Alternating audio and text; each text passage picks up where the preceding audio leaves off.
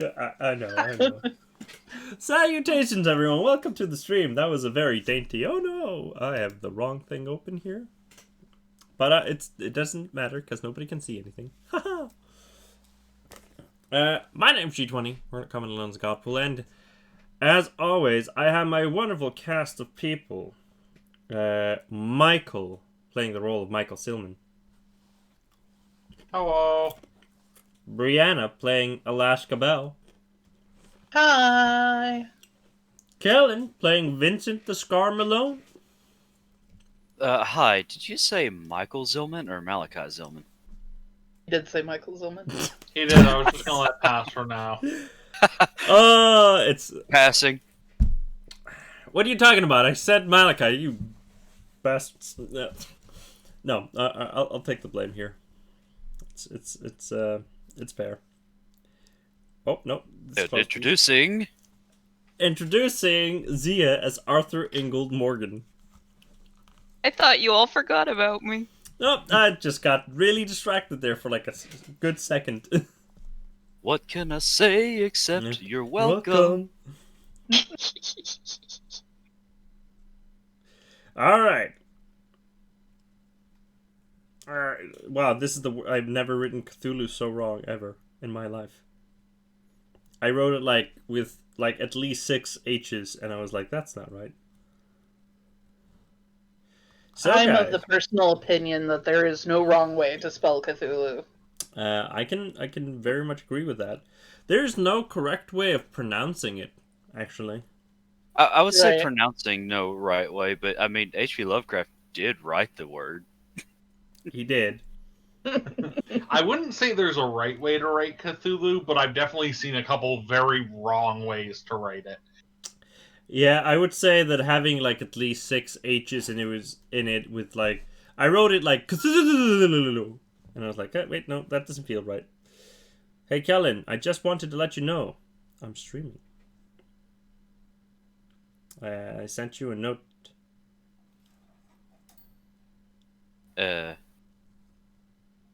Where? On Facebook. Oh. I'll let you know on Facebook that I'm streaming. I thought you wanted to know. I know all your other directions. Good grief.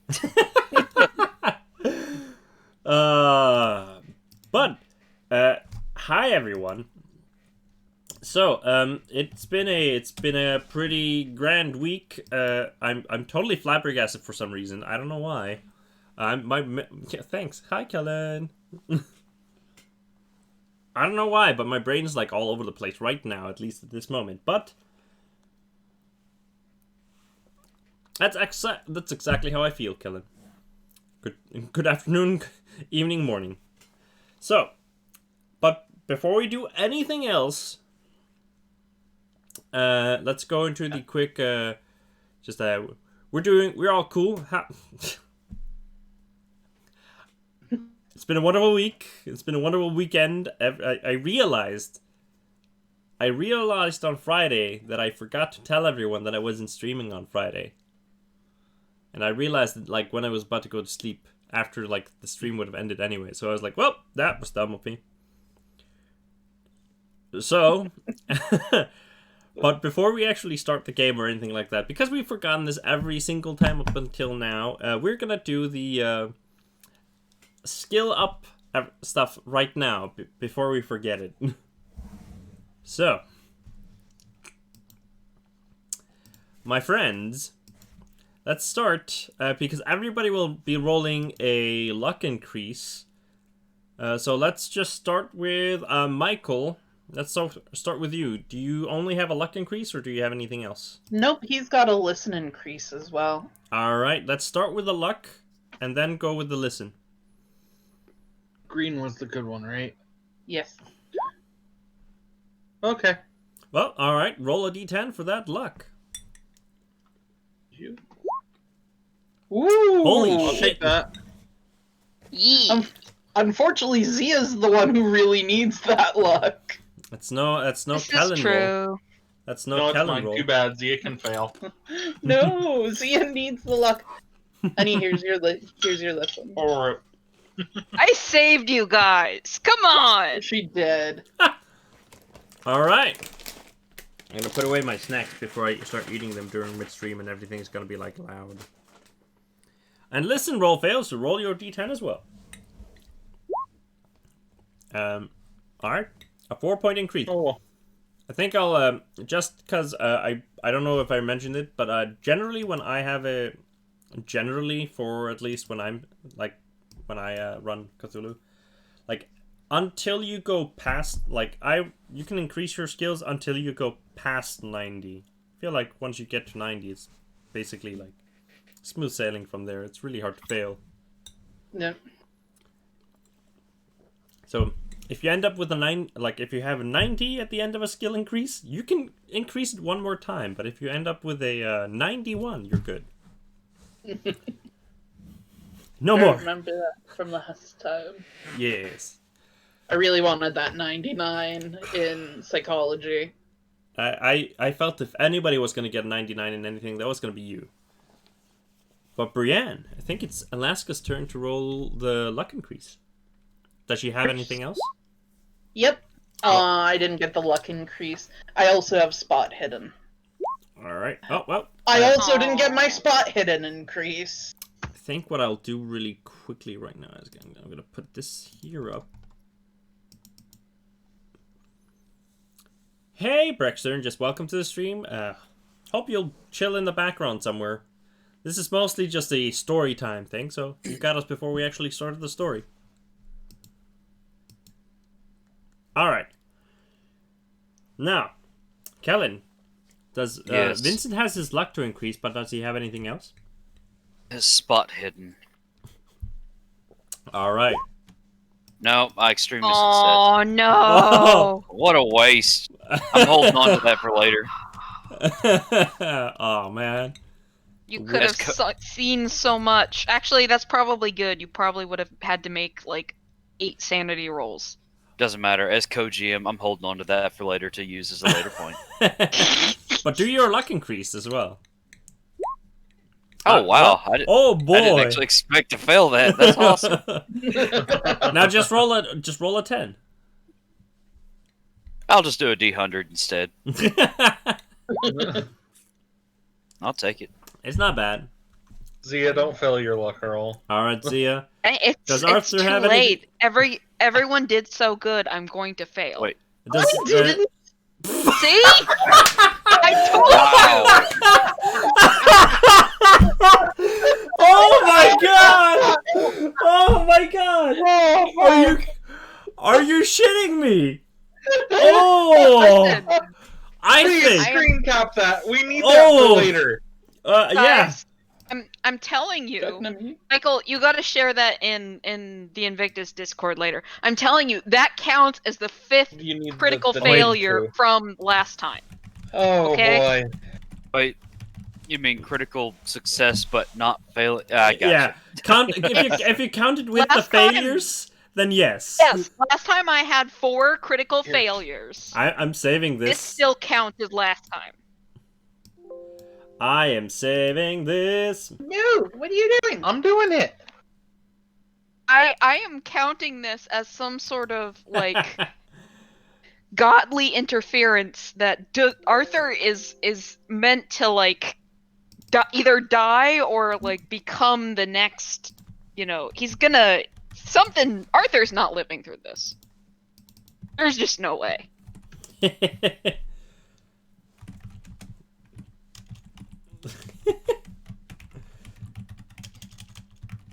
Alright, I saved that. Michael. I think. What did you roll on the luck increase last time? I think you rolled for that in the end. Like a 2. Yeah. Yeah, you got the increase, spent- I think, or something. Got But like 24 points and got 2 back. yeah. It was something. It was amazing. Zia, I posted it. Good. Oh my god, It that still was. counts as last time. Yeah. I swear to God. I'll count it. But did you have anything else? I don't think you do. No, I didn't successfully roll anything else. Like, I rolled 1 success, and that was just for like catching Vincent or something. It's That's true. just so funny. Oh my god, that's pretty great. All I right, should have been an old woman. I should have been an elderly woman. you are I should have. technically seen an elderly man, like going in that direction at least. But Okay. I think with that amazing display of luck, I think we're about ready boy. to start this whole thing, aren't we? Now, I think so.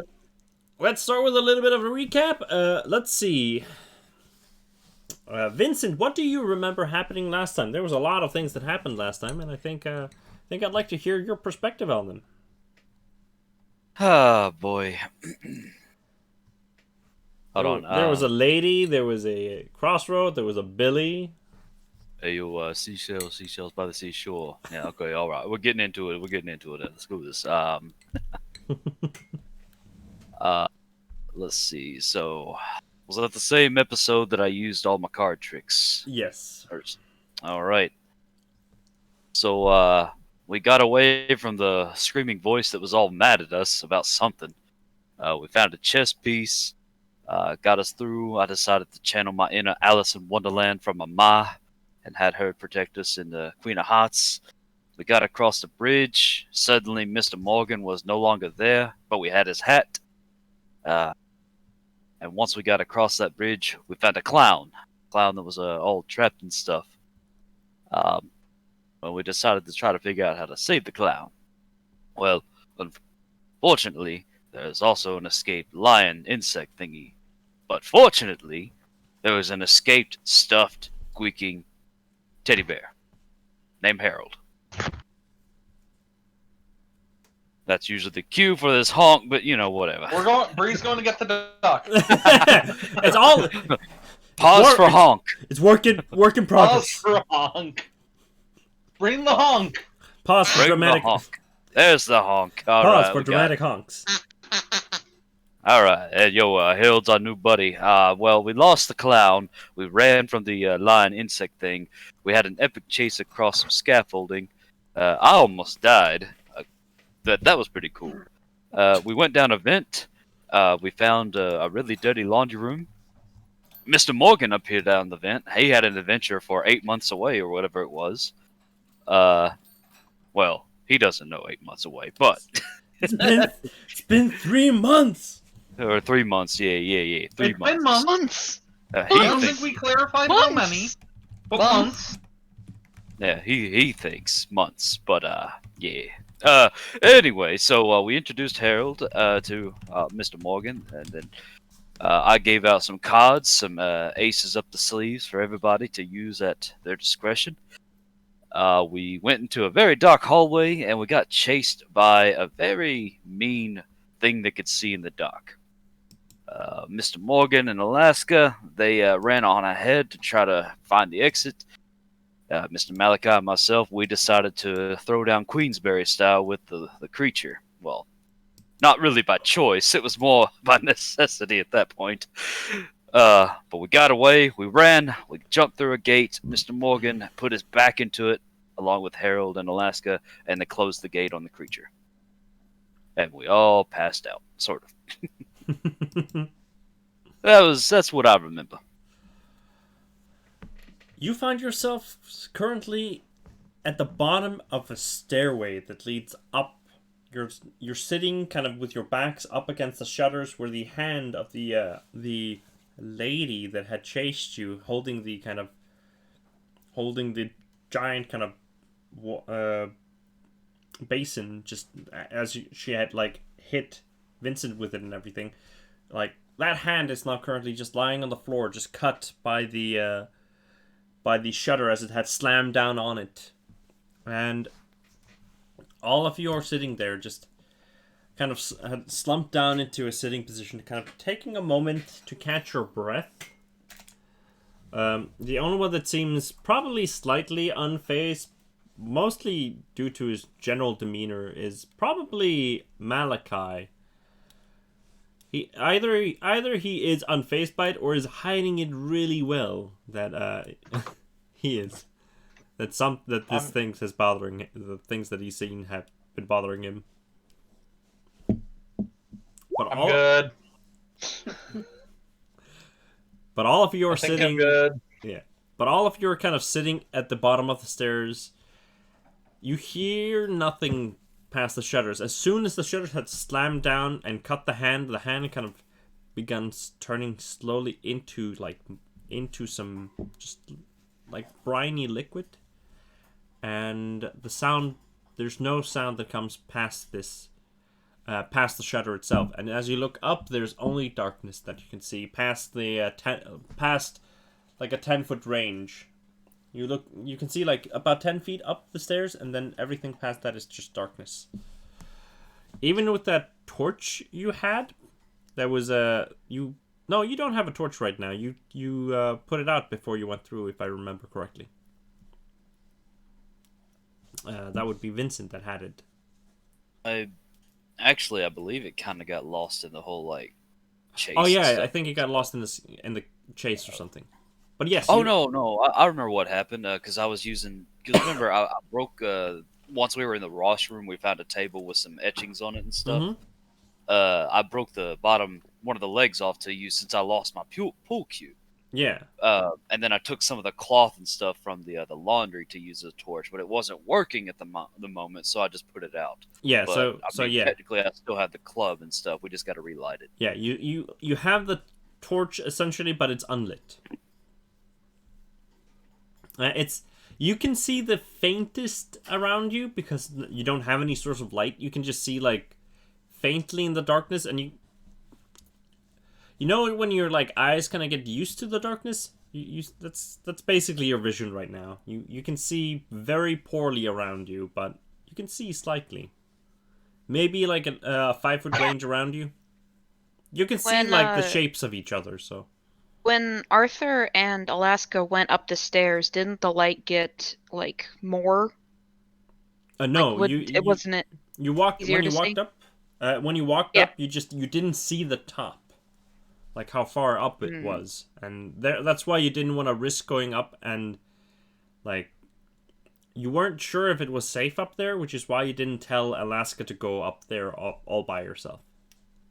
Yeah. Because you wanted to have her get to safety. And if I remember correctly, you went up a few steps to try to see if you could see the top, but you didn't. And then you decided to quickly run down again and try to get the thing loose. Yeah. But yes, you are all just sitting there at the bottom, just kind of breathing heavily. They're currently, I don't think...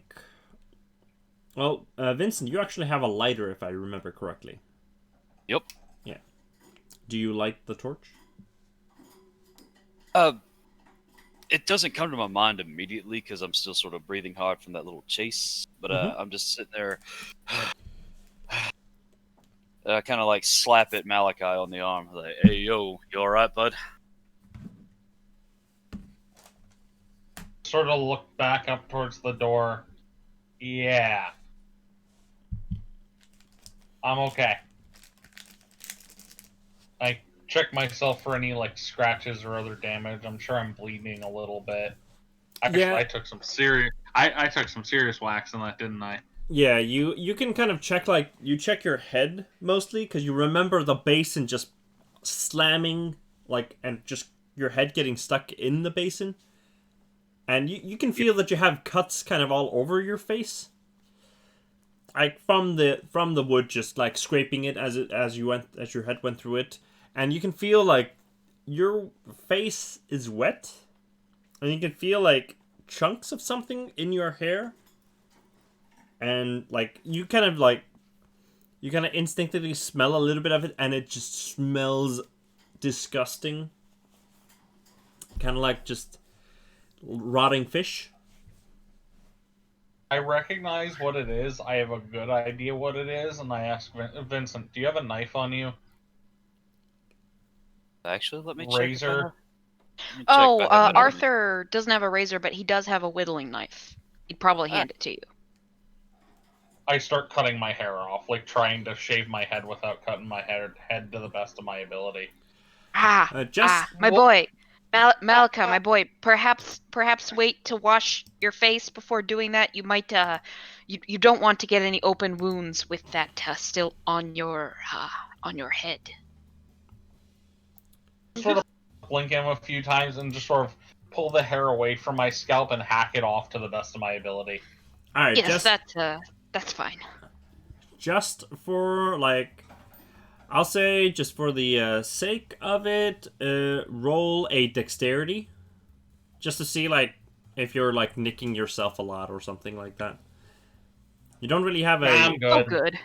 you don't really have a skill that is applicable to it, but yeah, you do cut yourself a little bit, but nothing like serious. It's mostly because I'm a it's swordsman. I'm good with sharpshooting. yeah, it's mostly because of the dark. And it's a pretty big knife that you have. It's like a...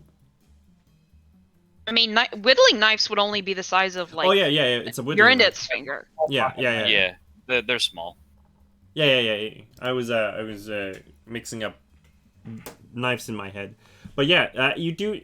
It's nothing that hurts anything. It's just tiny nicks, and it's hard to tell if it's due to the basin or the knife.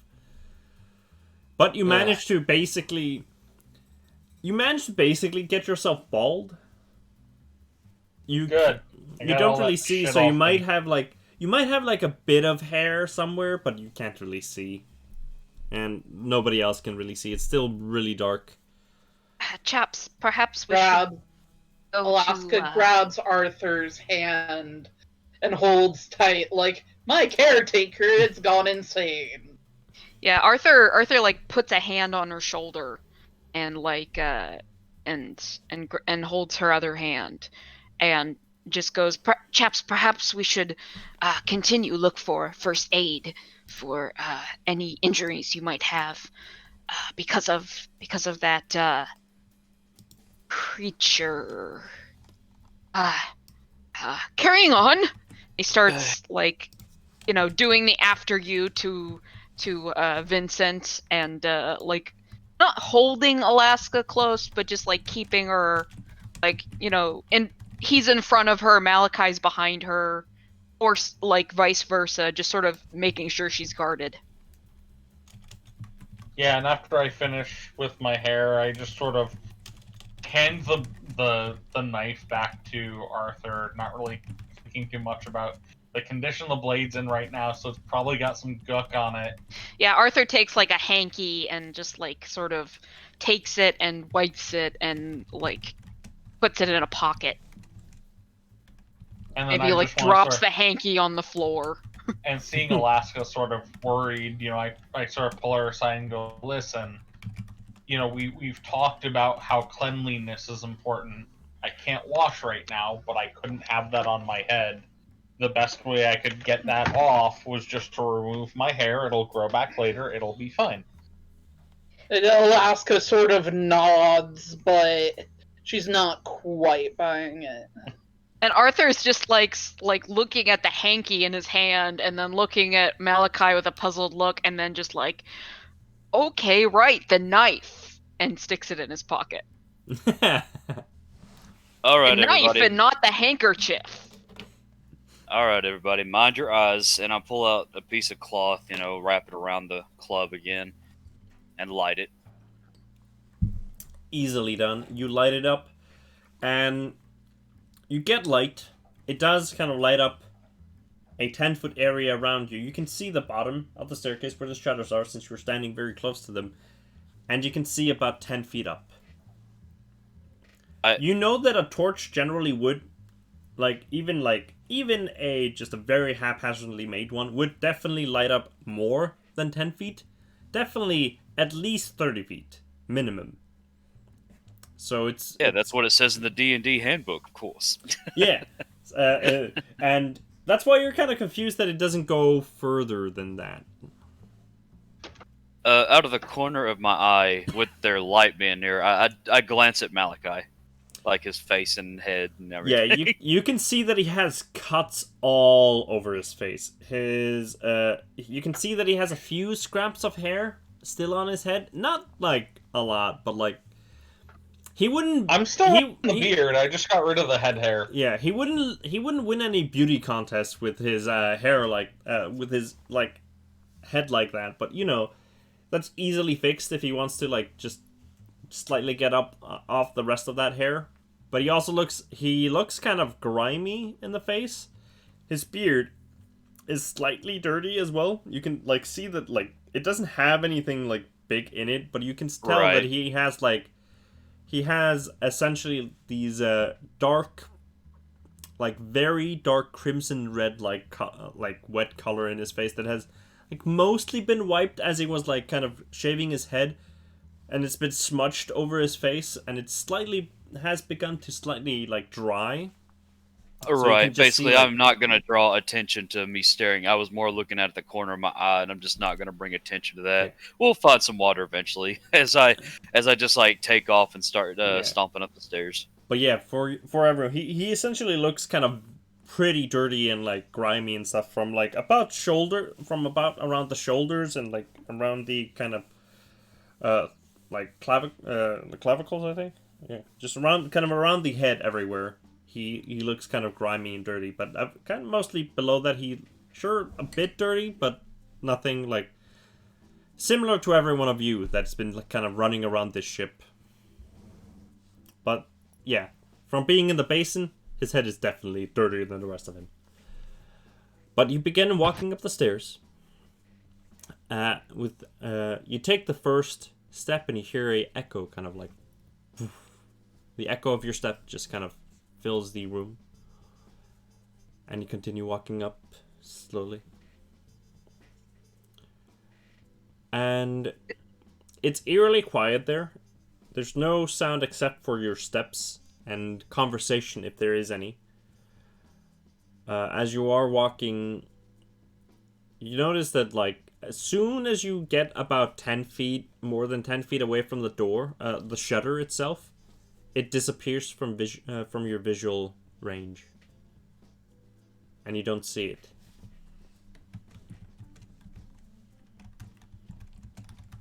So is it just the hallway that we're going up? Yes, it's just a long staircase, as it seems. It just seems like light doesn't do a lot here. It doesn't seem to light up more than about 10 feet around the source, at least. And I'm assuming that all of you are cluttered. It is enough space that you could like stand like next to each other. Like 2 and 2 could like stand next to each other as they're ascending. It'd be slightly tight corridors, but like you could. Otherwise you could like kind of walk in kind of order. I imagine it's probably like Vincent, Malachi, and Alaska, and then Arthur. Just so like Alaska has someone on every side. Mm-hmm. As you continue walking up, you hear the echo of each one of your steps, and you continue walking. First for a minute, and about 5 minutes. Then when you reach 10 minutes of walking up, begin noticing that you haven't seen any change in scenery. It's just walking up these stairs.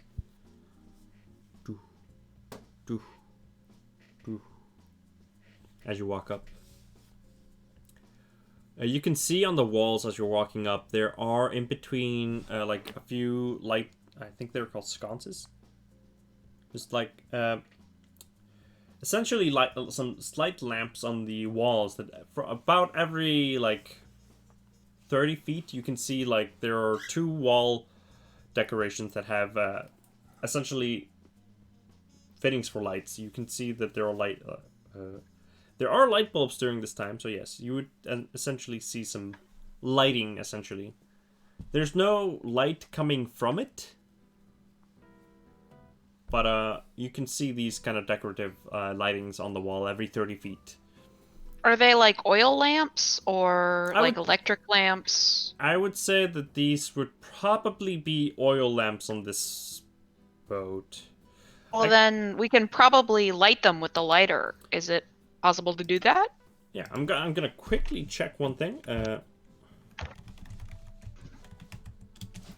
I'm gonna make sure that I'm remembering this correctly.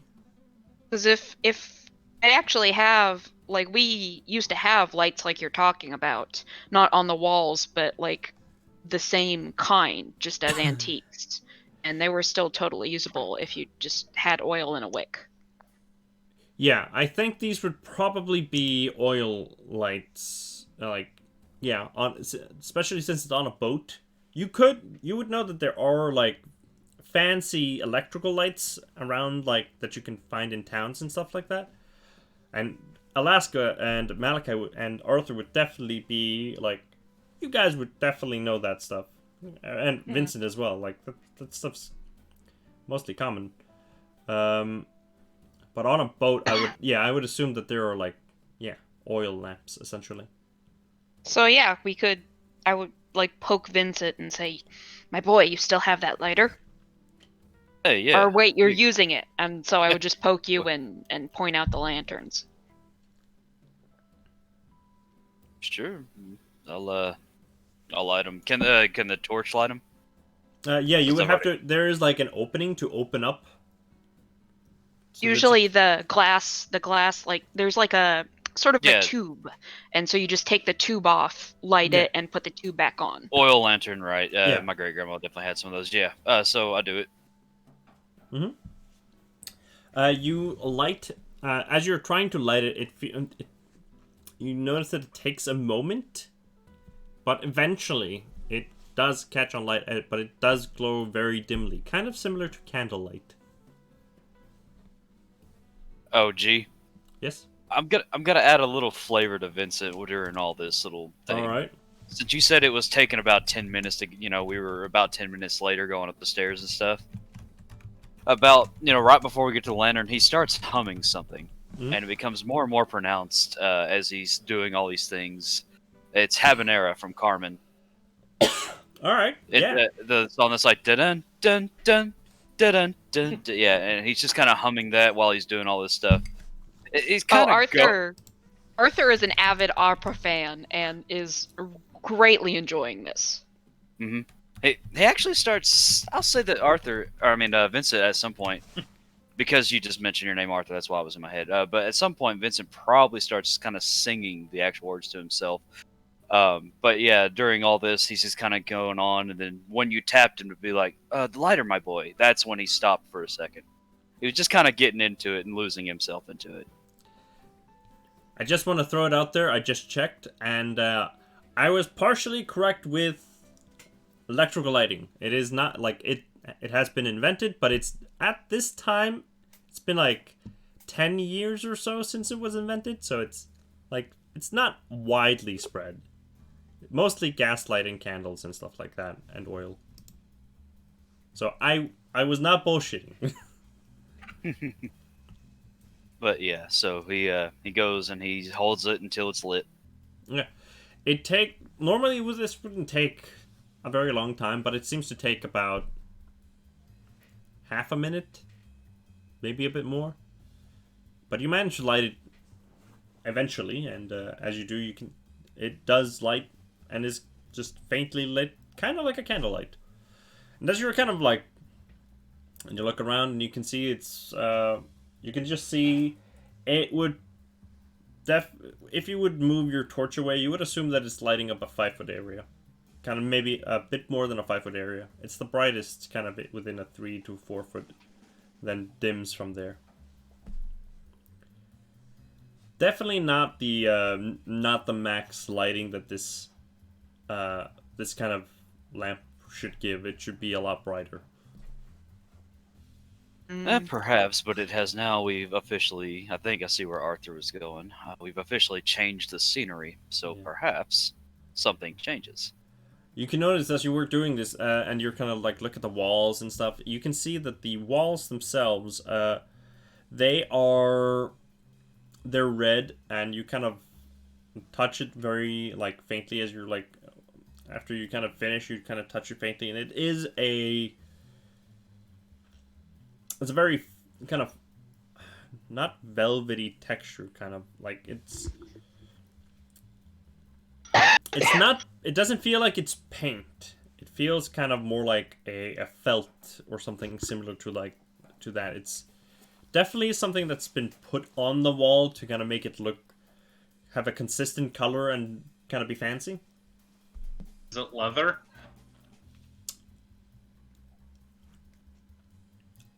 I would say, Vincent, and I'll say Malachi, since you gave that suggestion. Roll for me an quick intelligence here.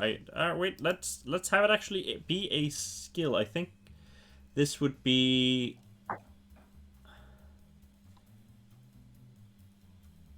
I'm trying to remember what some of these. This would definitely be.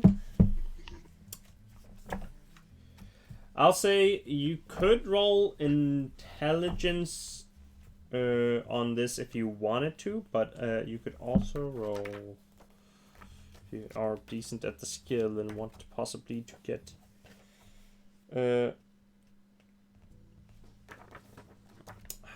where the heck is So this? I'm gonna ask a weird question. Yeah. So leather wall coverings are more upper class. Can I use Alaska Bell's credit rating? You would have access to that. It's not like they have my money. But my exposure to that would be a function of your wealth, not mine. Yeah. I would say yes, you could use your credit rating. You could use credit rating for this as well. This is definitely something that you could use for that. You could I would also say that natural world would fit. I'll say a credit rating or natural world would fit well for this. You can do. I'll say you need a hard success on intelligence to figure it out. If you wanted to use intelligence. I'm using your credit rating.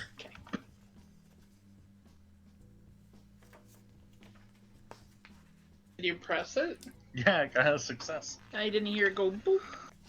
You didn't get a 6.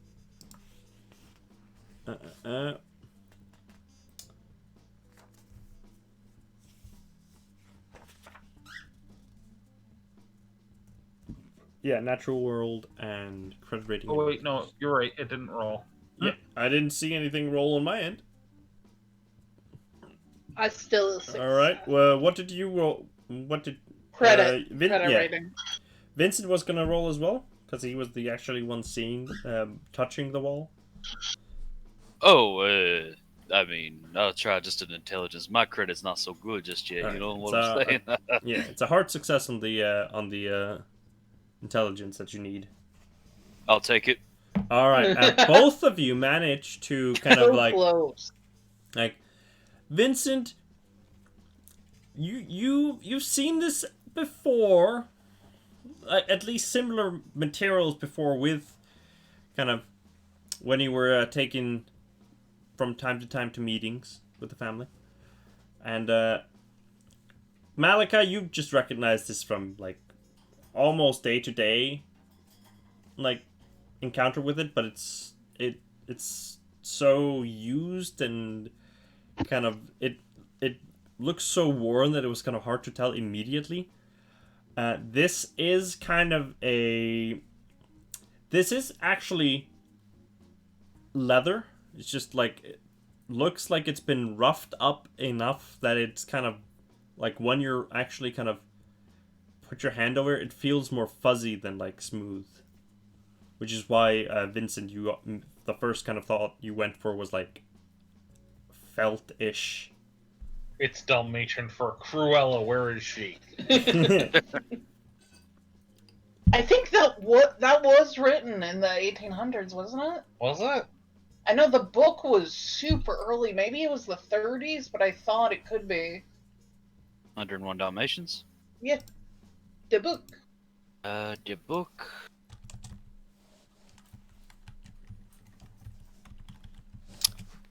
It was 1956. You're off by At Generation. But yes, Yeah, it does feel kind of like just leather that's been mishandled, or at least kind of weirdly like polished to have like a more of a kind of a felt or like fuzzy feel to it. It's weird. It's not often that like. Are you talking about Are you talking about suede leather? Because suede leather has a fuzzy feel. Yeah. Kinda. You know when you when you have leather and smooth on one end and you turn it around and it has kind of fuzzy feel on the other end? Like Yeah, that's suede. Yeah, okay. Yeah, suede. Yeah, it's kind of like Suede suede leather, yeah. I wasn't certain if that was the same thing, which is why I That's about the closest thing you're describing, essentially, is what I've been thinking. Yeah. I have a suede leather jacket, so I definitely know the feeling. Yeah, it's definitely very much like suede leather. But it's fine enough that you could like almost kind of think it's something else. But yeah, you light it up and you kind of take note of this weird thing. You do remember, because especially Vincent, who had to go down many floors to get to his cabin, because his was the only one down 2 floors. This matches kind of the staircase like look down, except you don't remember the walls being this fuzzy. They look like just leather. They were also a lot wider, like at least not double this, but like at least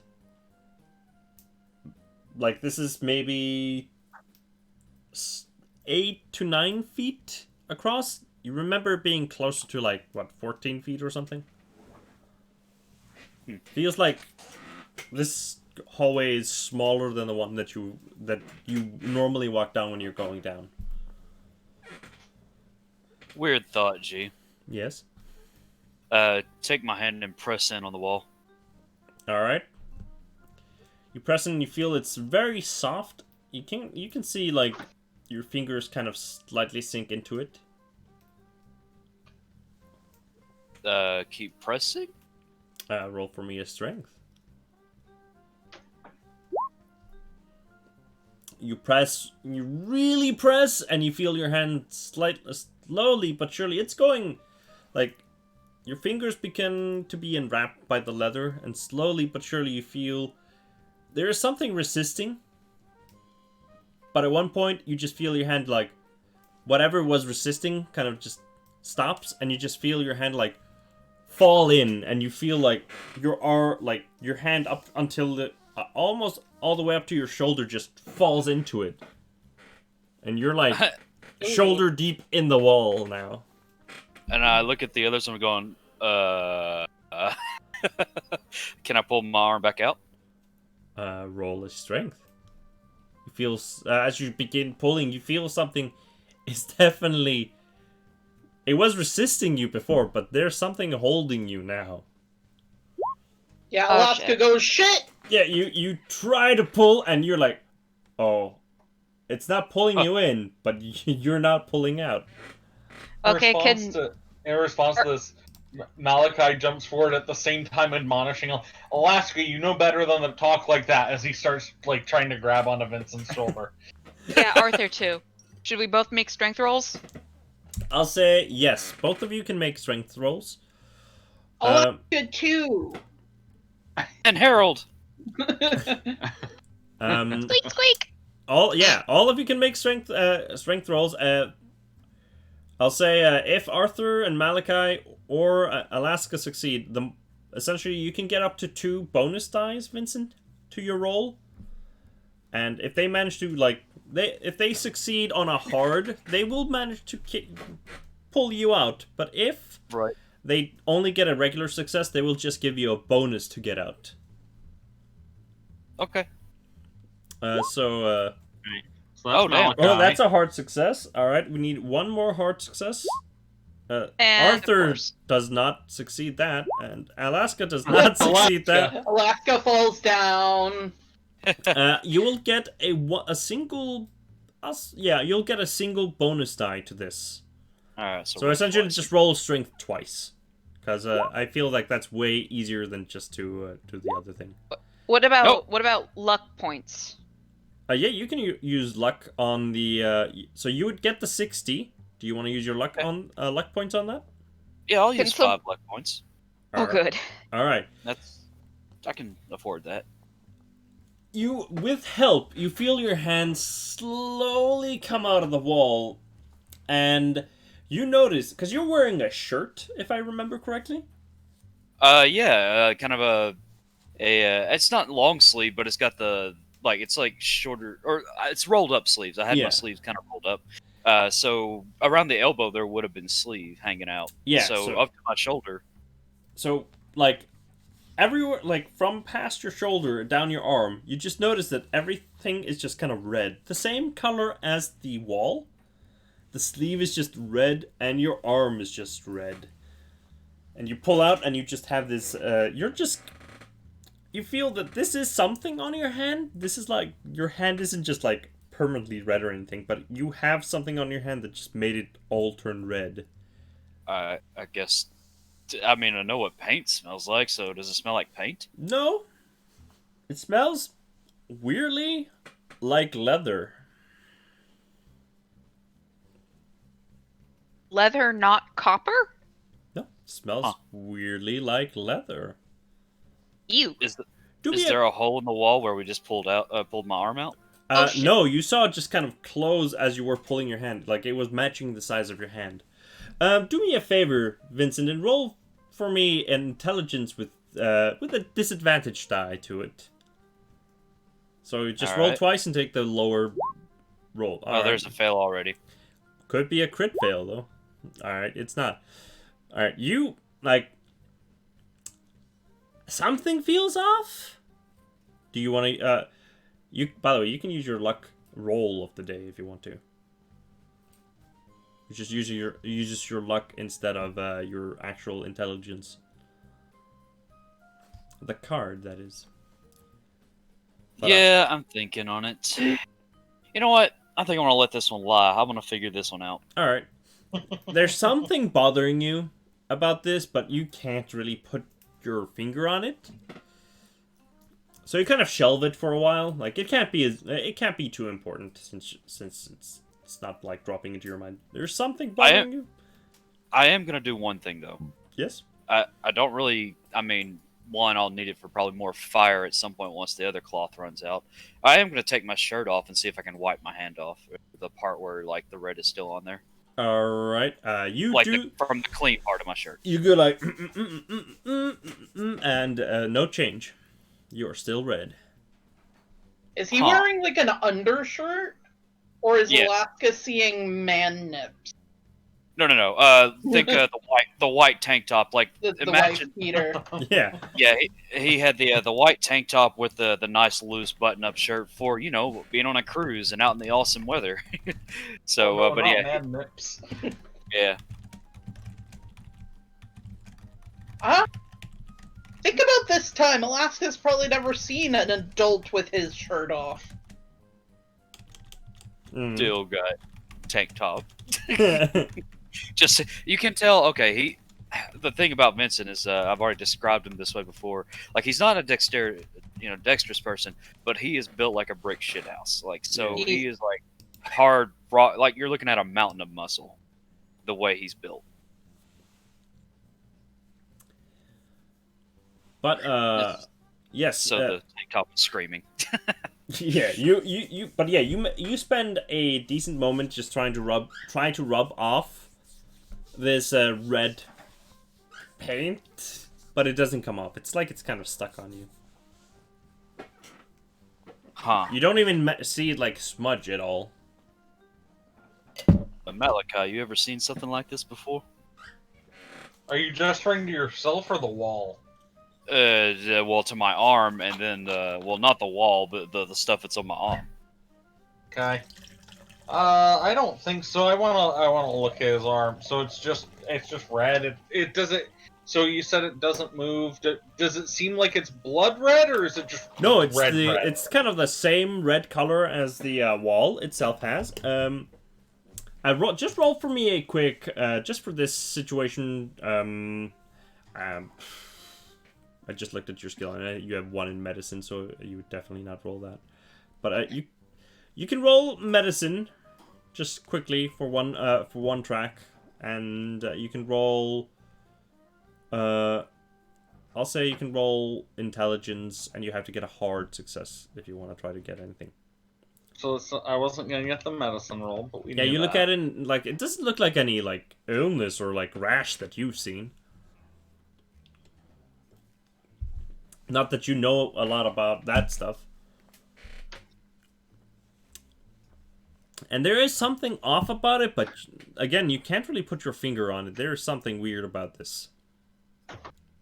Well, Yeah, I don't recognize it. It seems almost. Does it? It seems almost like a rash, but it's like his sleeve's the same color, so...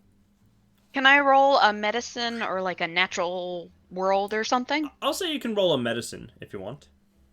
Sweet. Why does my character sheet keep closing? There we go. Oh, my medicine is a 1. That's wonderful. Okay. wow. Got close. You can also, you got wake.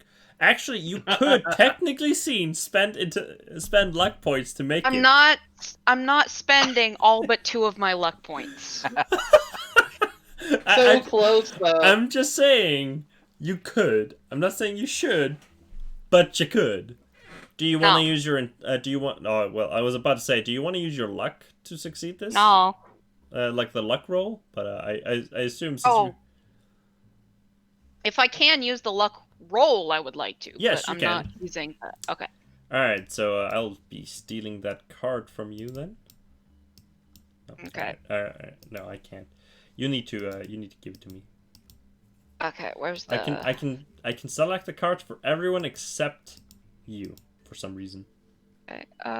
Where is my? There it is. For some reason, I have 2. Oh, that's weird. You should only have 1. I only see 1, so. We only have. Yeah, one. we only have 1.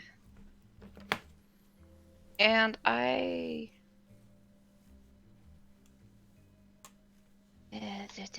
Where? How do I give it to you? You should be able to, like, if you press it. Ack! Yeah. You just pull. There we go. You just need to pull it onto the table, and I'll take it from there. There we go. Alaska whispers to Malachi and go, "Why does he have hair on his shoulders?"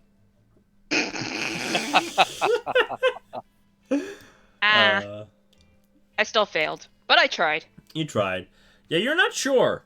Well, he has hair. But one thing you do know, Arthur Ingold Morgan, is that smells like leather. You worked around leather enough to know the smell of it. This is true. But hasn't Vincent already said that out loud? No, technically he did not say that out loud. Okay, in that case, then Arthur would say, that does have the very distinct smell of leather, and it's very odd. It's very odd. Portals, leather-eating arms. This place is very unnatural. So get this. I'm gonna grab my pool cue that I sharpened when we got them, or the piece of the pool stick. And I just want to stick it into the wall to see if I can like puncture it. You stick it? I've got like a 2-foot length of it, so I'll Yeah. push it in maybe a foot. Yeah, you don't really, like, alright, just roll for me a strength to see how, like, far you can push it, because there is resistance as you push it in. Alaska. So I will. If this doesn't work, I'm gonna try something stupid. Let's see. Okay, Yeah. that's a hard success. You, like, poke it and you push it kind of decently into the wall, and, like, you can see, like, do you pull it out as, like, do you just stab it, or do you stab and leave I'm it? gonna slowly push it in about say a foot, like Mhm. half the length of it, and then pull it out. All right. As you like, since you only went it like at a foot, you pull it out really fast, and Okay. the hole kind of like it's open for like a moment after you pull it through, and it just closes. Okay. Can I roll a medicine roll? You know, just in Yeah. case. You can go for it. Who knows? Maybe you might increase it. Oh, that's mechanical repair. He's not an And you don't want the android. purple one. He's Oh, not an oops. He's not an android. You want that one. There you go. Oh! Oh my goodness. She wants to lick it. Yeah, that looks fine. In fact, So- I should try that too. And I put my hand on the lever. All right, you Can I put it- can I roll? roll a quick Can- strength check because she's doing this really fast. Because she's like, she goes for a moment, sniffs it. Yeah, this Would it be strength or dexterity? Well, it's that would been be strength strength. this whole time. It's strength for her to push into the wall because it's resisting. I would. So, but Malachi would also stop me. I will press into the wall with my strength. Oh, boy! Oh! So before even Malachi manages to react, because that's for like you walk up to. Stupid girl. So you walk up to Vincent's arm, and he's standing really close to the wall, and you're like, you look at it, and you ask to see it, and he puts it down, and you kind of look at it, and you sniff it, and then you say that I should try, and like as you're saying I should try that too, you already have your hand on the wall and pushing, and like Malachi at that moment, like he just whoa. Are you gonna? But Yeah. your Roll. hand, like, weirdly enough, kind of almost without effort, you just push your left hand into the wall, Strength to get and you down. go really far into the wall. You're like all the way up to your shoulder, copying what he did. And like as soon as you do that, like Malachi and everyone grab you. Like no, don't do this. All right, if you want to try to pull her out, which I'm assuming, Vincent, you have a penalty die on this. I have a penalty die? Yes. Filled. Oh, same number twice. So, a 72 and a 72. Which one should you take? I'll take the 72. All right, good enough for me. And I'm gonna assume Arthur's gonna roll as well, because all of you have failed up until now. What do I feel with my hand? That's up. It to the shoulder. feels kind of like you're enwrapped by like warm leather. Just kind of that's lying up. It's not crushing your arm, but it has like a grip around it. It's not uncomfortable by any means. It doesn't feel wet. It doesn't feel like strange. It just feels like it feels like when you're like between the pillows of like a leather, like when you take the pillows out of a leather sofa and you just kind of squish them together on your hand. That's kind of the feeling. It's not uncomfortable. Since I It's put my just- arm in, can I roll a strength to get my arm out? Yes, you can. It just would have like they could have either pulled you out or given you That a. was mine. Oh, sorry, that was his. That doesn't count. You I could actually have. have a better strength.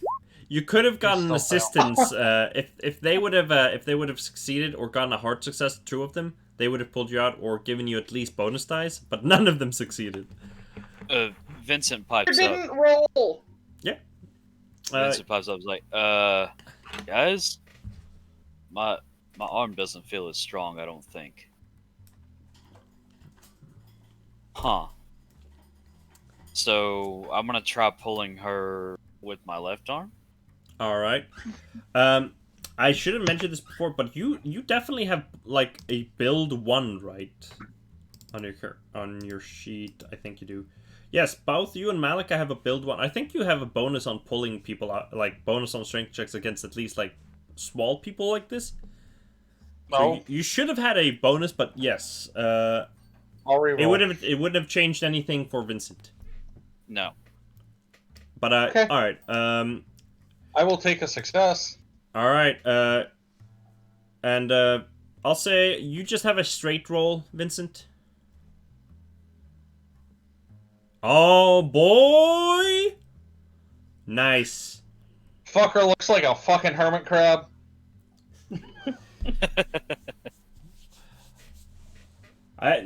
I'm so sad that like technically seeing there is like unless you go and spend like months training in a gym or library or something like that, you don't really get increases in your physical stats and stuff like that. But They eat me. they do yeet you out of the wall. Mostly Vincent yeets you, but you know Malachi helps. You pull her out. Her hand again is also red up until like you do check underneath where you have like underneath the sleeve where it's like rolled up, and you have a normal skin color underneath the sleeve. And like up until like your skin is red up all the way up until where like it meets clothing, and everywhere past like the clothing is normal skin color.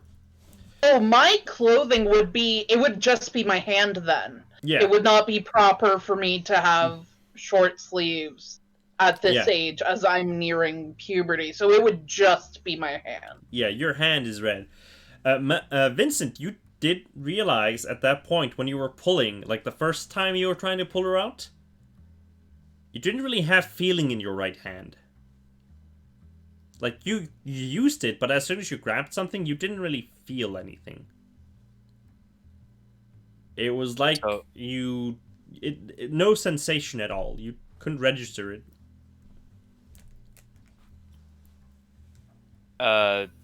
Well, it's gonna be a knee-jerk reaction, but he's totally gonna do it.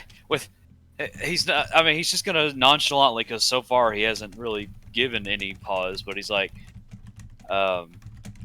"Hey, yo, well, who knows?" And he flips his lighter out and holds it up to his skin. This would make Arthur like spaz out, just like Vincent, no. Do you like put it up against your skin or like not right against it, but where I would start feeling heat, like when you hold your hand over an open flame. But yeah, close you enough. don't feel heat. That's if anything, after doing this for like not a very long time, but a moment, you start to smell like burning leather. Close my lighter. Well, I have an announcement to make. I think my arm's made out of leather. Oh dear. Does my hand feel the same? Yes, it does. So it is my left hand. Yes. I don't think I made that clear, but... Yeah, I figured that, like with how you were standing, it would have had to be your left hand. Right. And it's Vincent's right hand. But yes. Good. So I don't think it's on my sheet anywhere, because where would we put it? But I'm trained in piano. I try and do like a quick piano exercise with my damaged hand. All right. Just to see if it's like if it's as responsive or... It moves like it should move. You do notice that, like, weirdly, like, you're moving, and as you remember it, the movement feels normal. It doesn't feel like you're going as fast as you would normally do, like when you're playing, like, a difficult part or anything like that. It feels like you would be lagging a little bit behind. More than normal, at least, on the left hand. And in between, like, when you're doing a lot of movement, you hear, like, when you, like, leather squeaks a little bit? When it, like, rubs together and stuff? Mm-hmm. You hear a little bit of leather squeaking between. Not loud or anything like that, but, like, yeah, like that. Our GM is helpful with sound effects. Exactly. Thanks, Boo. Love you. So, well, the only idea I've got right now to solve this is, it's worked before, but, gee, I'm gonna extremely, I'm just gonna think as hard as I can. Leather back to flesh. All right. Do for me Oh no. a do for me a power roll, and do you need a hard success? Did not. No. It was not a fumble, but at least it was, it's like that fizzles out. Damn it. Yeah, you concentrate really hard for a moment, like hand to flesh, and you start to momentarily, like it's like you momentarily feel something on your hand, but it disperses, and you're like, as soon as it does, you kind of let out this immediate like gasp. You use 1 magic point. Like to try the same thing, visualizing my fingers as I see them on my piano at home. All right. Oh, Our success. you take a moment and you. Would it, Godpool? Would it be worth it to use the luck points to make it an extreme success? I would say you succeeded, and I would say no, it wouldn't really do anything extra for you to go into the extreme. Okay. But Wondering. you think for a moment, and you concentrate, and you begin imagining your hand on the piano, and you begin kind of humming the tune that you're playing. Mm-hmm. And with your mind's eye, you kind of look forward and begin playing. You see the form of a piano come in front, form around just below your fingers, and as you kind of like take a quick glance, you see the room in your house that the piano is in, and you take a moment and you begin playing, and you hum the tune. And as you're looking at your right hand, you forget yourself in the tune, and as you come to the end of the song, you do the last notes, and you open your eyes, and your hand is back to normal. How many magic points is that? You will be using 2 magic points since you succeeded. How are we gonna get our magic points back, Godpool? You need to rest. You get essentially, for every hour you do rest, you get a magic point back. Okay. Or there might be some other ways to get it that you haven't found yet. But you do realize with every time you spend magic points, you feel more and more fatigue come over you. So, for example, I think I have Alaska here. In your case, you're like almost past halfway point. You're beginning to feel pretty tired. Malachi is in a decent spot. Arthur is also in a decent spot, and Vincent's used quite a bit, and he would definitely feel some like level of fatigue, definitely, but not to extreme levels or anything like that. It's like it feels kind of like you've been running around all like half the day, and you haven't begun feeling sleepy or anything like that, but you start to feel like, I'm a bit poofed. To lean up against Malachi. And I just sort of rest my hand on your head, and I look at Vincent and just trying to lighten the mood. I go, hey, but if you lose the arm, at least you could cover a couple books and have a hand left over for a neat flask. Vincent, he's sitting there. He's kind of like worried for a second. Then he just kind of smiles, like, "Yeah, you got a good point there. And hell, if anything, if we get attacked by another mop bucket pushing freak, at least I can just sacrifice this arm to block attacks. It'll work itself out. I'll either get it together and do what the little lady there pulled off with much gusto, or it's just a leather arm for now. Worst case scenario, you're your own punching bag. Hey, Good idea. For simplicity's sake, though, just so that you know, and I won't have to remind it every time, while your entire arm is like this, you will have essentially a disadvantage die on everything that would require both of your hands, or that you use your right hand to do. So, like, because you don't really have a sensation for what you're doing. I would say if you're just aiming, like, with a gun or something like that, you would be good. Like, that wouldn't give you a disadvantage, but it's like, if you're, like fighting or doing anything like that, you would have a, like, punching someone, pushing, lifting, everything physical would definitely, pull you back. So, AKA a lot of the things I've been doing. Huh. Yes. So, I guess I can go ahead and turn in my luck and just see if I get lucky on this. Can I do that instead? With the power?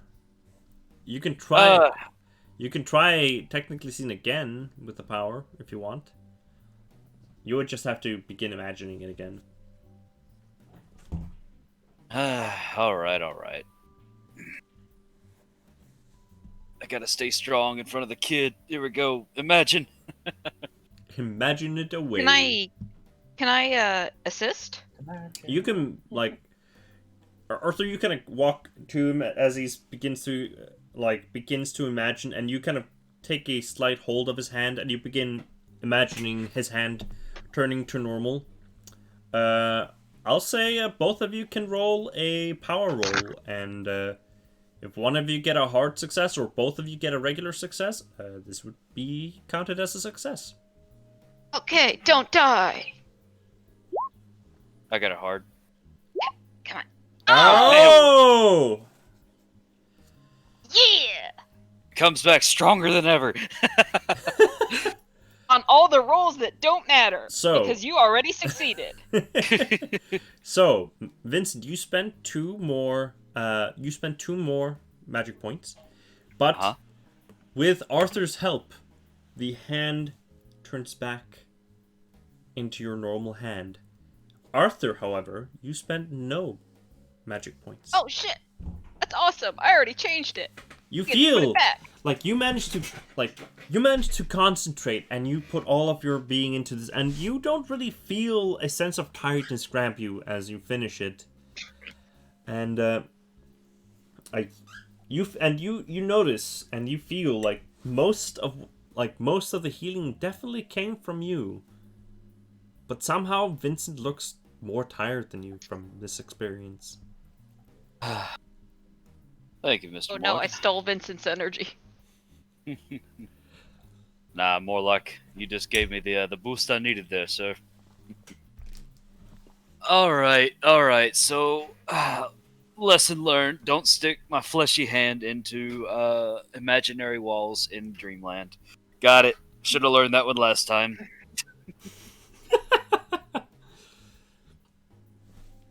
So then, we know that the wall can swallow us, turn us into leather. The stairs don't seem to be ending, and we've lit a wall lantern. What does that tell us? Well, wherever the stairs go, we definitely don't want to take this route to escape them. Is this the stairway to heaven? I don't think so, my dear. I don't think so. Wait a minute. Alaska, you know that song hasn't been written yet. No, isn't it in the Bible? I don't, Isn't that the inspiration? I don't know. I feel like this Alaska, is a really. stop acting out of time. I feel like this is a really a real meta argument that happens actually in game, but makes sense to nobody. Not even the people having it. Oh my But- gosh, I just got an idea, and I don't know if I want to do it. What is this idea? Boy. Hey, leather's flammable, right? Yes. The human torch. Hey, we need to light this hallway up and see how far it's gotta go. Dreamland, you tried to take my arm. Now I'm taking a piece of you, and I push the torch against the wall. Oh, dear. Oh boy, roll for me a strength. I'm guessing you're trying to push it into the wall. No, I'm Kellen, just- you're Oh, totally you're gonna just die. pushing it at the wall. Yeah, I'm just touching the flame to the wall. All right. The leather Yeah, it's in the around- book of Genesis. kind of like it bends inwards to avoid the flame. Like as What? you bring it all the way up to it, it slowly begins to kind of form in such a way that it doesn't. You don't touch it. And with that, Huh. Arthur sort of backs away and says, my friends, perhaps we should avoid the living walls. I want you all to roll sanity. Come on, Arthur! Yeah! All right, success. Looking for sanity. It's right there. Oh, That was failure. Alaska. Alaska failed.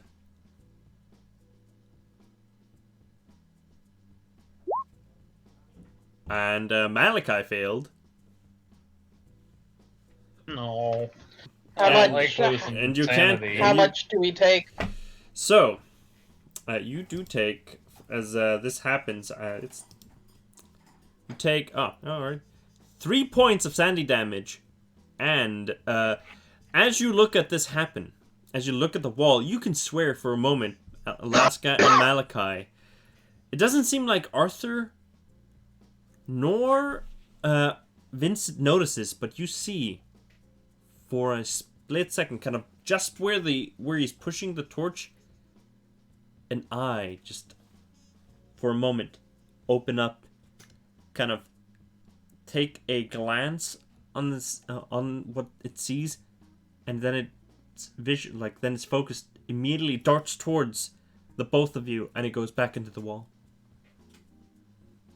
Immediately after that, Arthur says we should go away from the living wall. They said that before I guess you guys saw it before I said it, but it's perfect still. Yeah. Well, Mr. Morgan, You wall hear- is 10 feet that way and right in front of it. I don't think we got choices to... You hear a slight growl come from where you're holding the fire, in that direction. Has slowly turned from Mr. Morgan and look at the wall. You look towards the wall, and you don't see any movement on it or anything like that, but you can hear a growling sound definitively coming from it. I pull the torch back. You pull it back, and the wall gets closer to you. The growling doesn't subside. Can I roll a psychology or a psychoanalyze on the wall? Psychology, you can roll.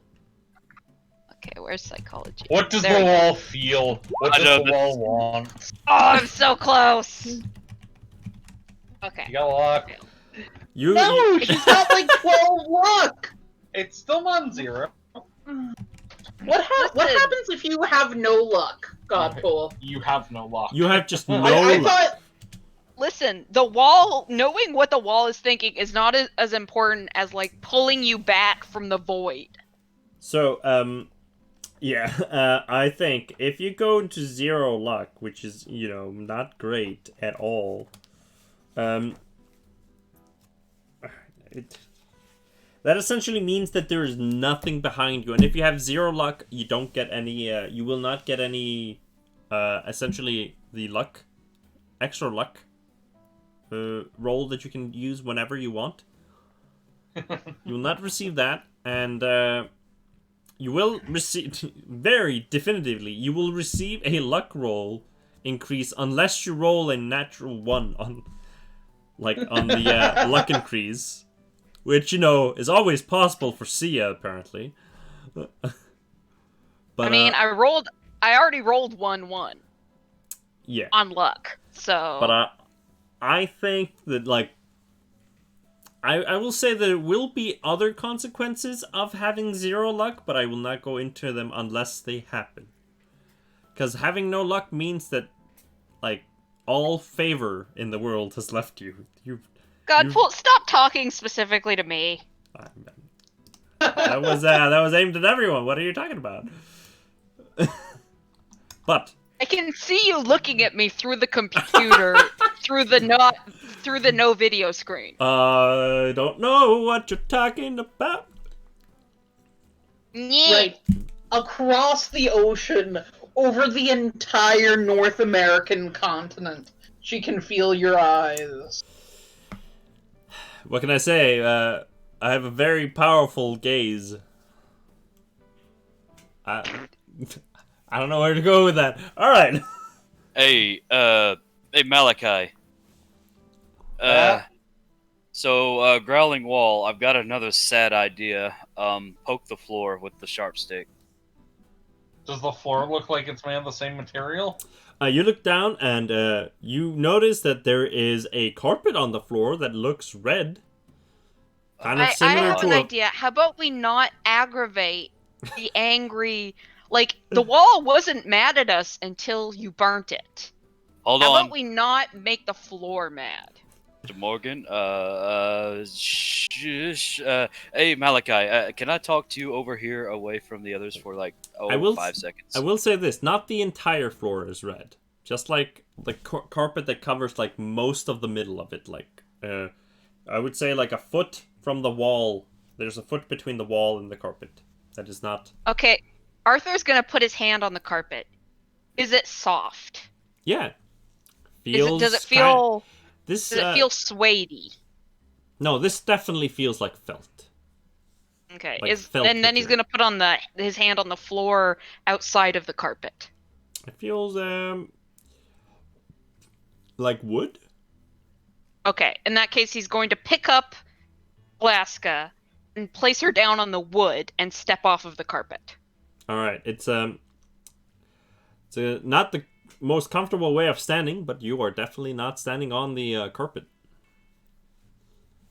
But yes, Malachi and Vincent, they step aside.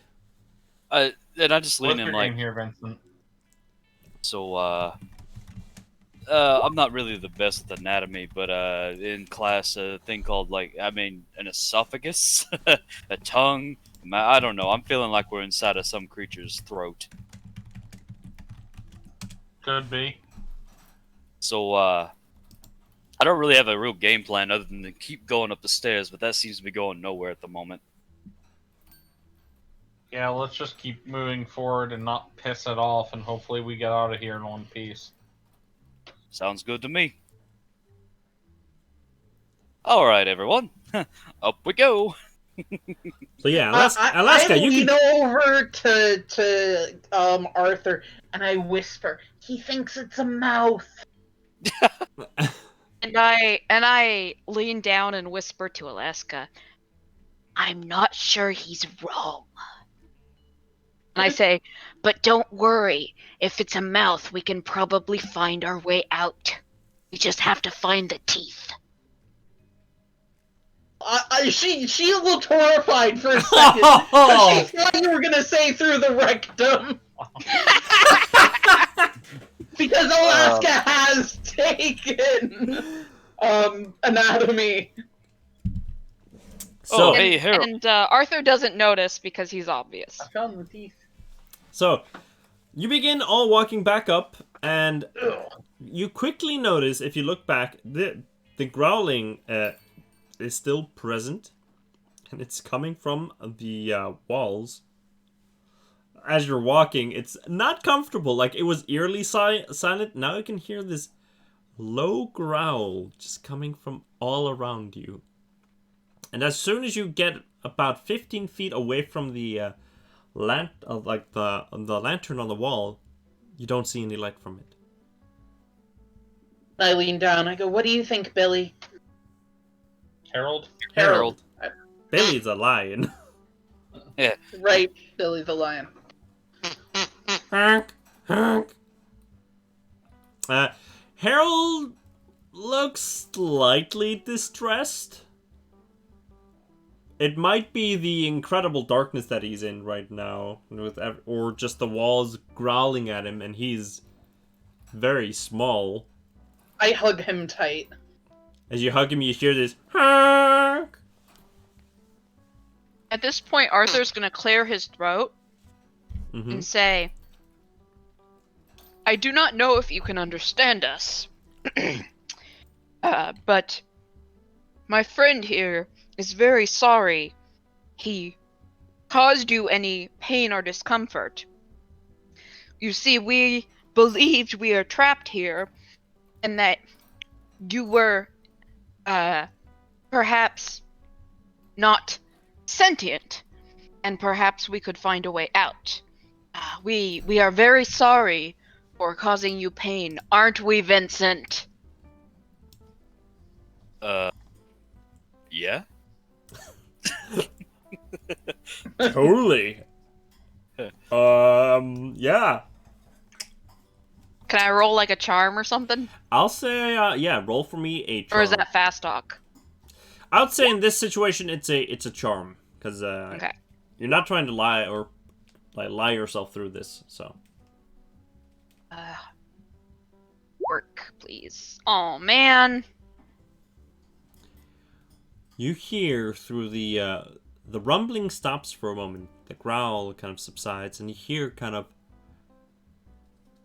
come from all directions a voice that sounds slightly familiar, but you can't really place it. I don't think that he is sorry at all about trying to hurt me. Helen had to step away. I saw. God damn it, Kellen. It's all. But yes. Well, I can't. I don't want to talk for him. But Arthur would say, well, it's a very stressful thing we've been through. Can I assist in the charm? You can attempt to charm now with something. I would say because there's all. Oh, okay.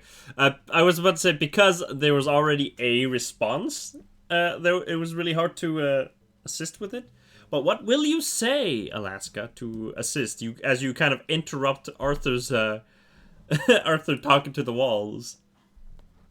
I step forward and I imitate my mother to the best of my ability, and I start saying, I don't think you understand men very well.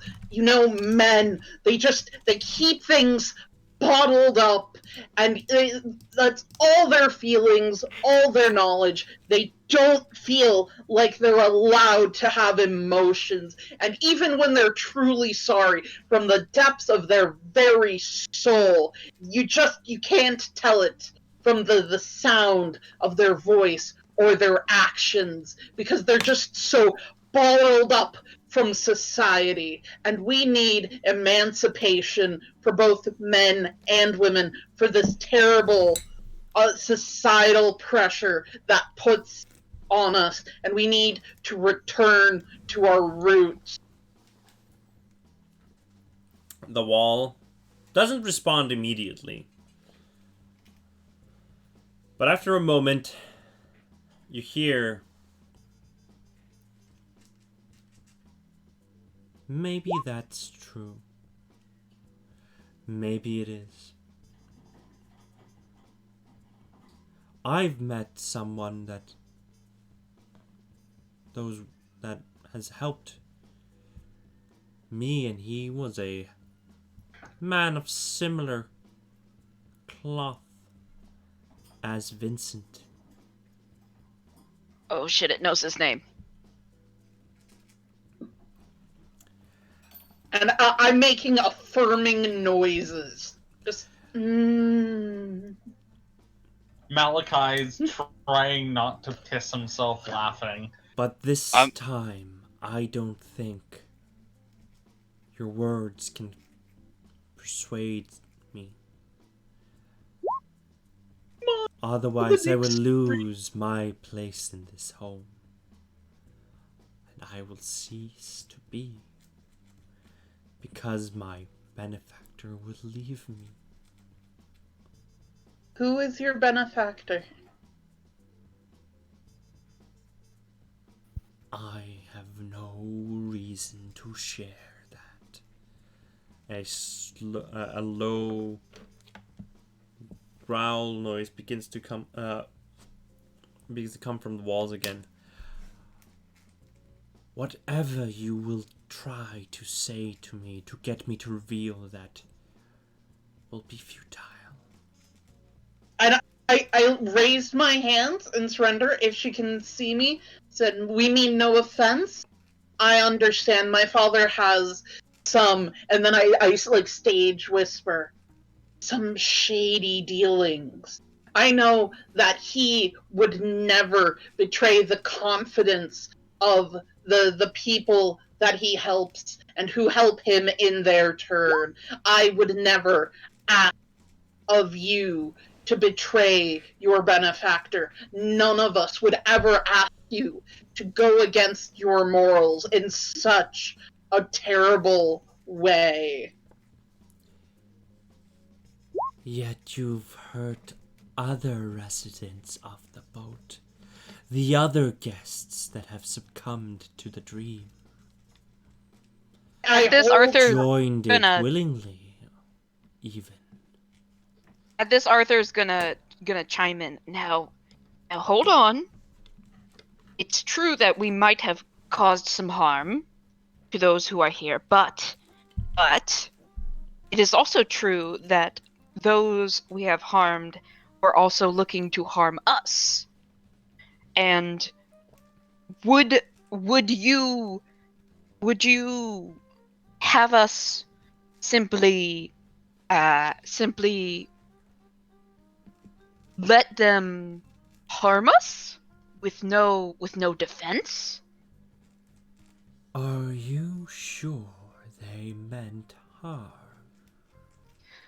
Well, if you look at my friend Malachi's head, there are some cuts from a woman who battered him with But you trespassed through her home.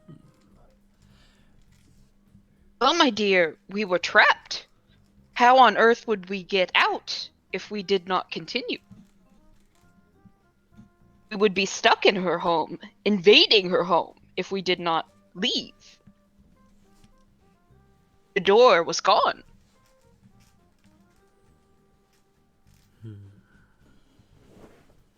That It may was be as if- true.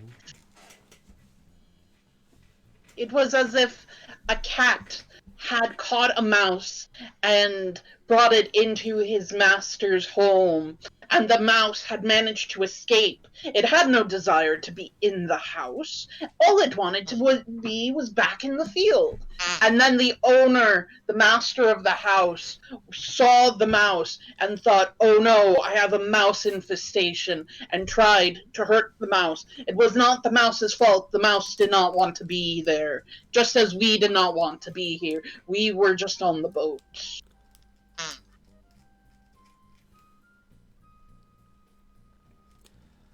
Harold, do you have anything to add? Honk. You bring a fair argument. I won't deny that there isn't truth to what you say.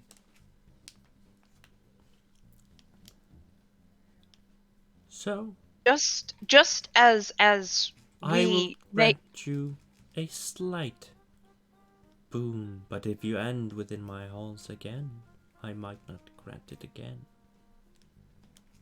We just wish to go back to our own home, our own place. Oh, I cannot grant that. I cannot grant that. But I can let you pass my endless hall.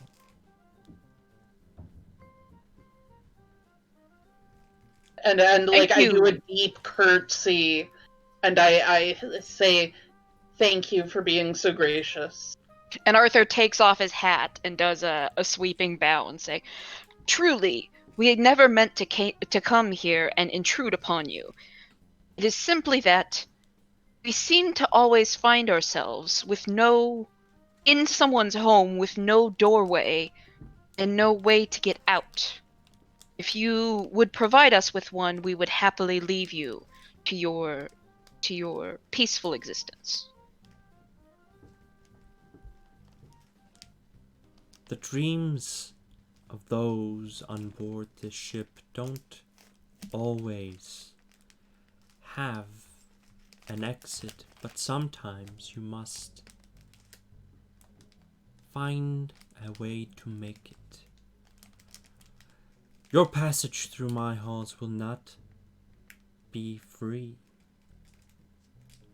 You see in front of you, where the stairs go up to the darkness, you see about 3 of the lanterns on the walls on each side, 6 of the lanterns on each side. They just light up, and you see at the top of where the last pair of lanterns are, there is a wall, and there is just a kind of plain crude door, just with a handle that looks like it can be pushed, but it looks like it has no color. It looks like a wooden door, but instead of having the brown wooden color to it, it looks kind of grayscale. There's no color to it. Ma'am, may we ask the price that you or this store would seek? All I ask is a piece of your imagination. How much of it you will give is up to you, but the price must be equal to what I give. So all of you together can put a small portion, or whatever you think might be required. Or one of you can sacrifice as much of theirs as they are willing to get rid of to attempt to open the doorway.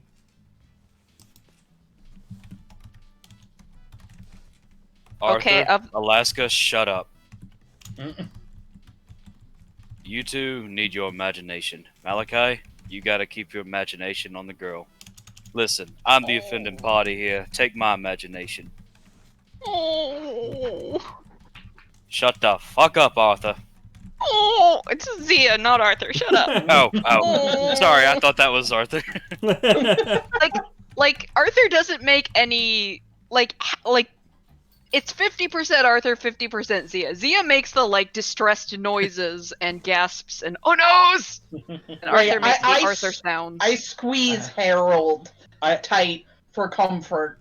I squeeze Alaska tight for comfort. Host, may we have your name so we may speak positively of you in the future before anything. You do not recognize me. We've met once before. I am Henriette. Oh shit.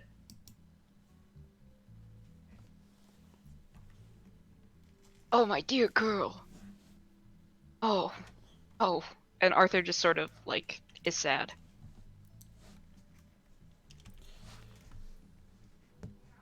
So, alright, you walk up to the door, Vincent, and you put... Vincent, you don't have to do this alone. Hey, listen. It's alright, kid. I look at Malachi to do something. Hold on. And I want to pull Vincent aside now. I have an idea. Yeah, what's up? And I pull out the ace that you gave me. There's nothing that says that your imagination must be torn from you forever. And I want to basically imbue his imagination as a copy onto the card and offer the card. All right.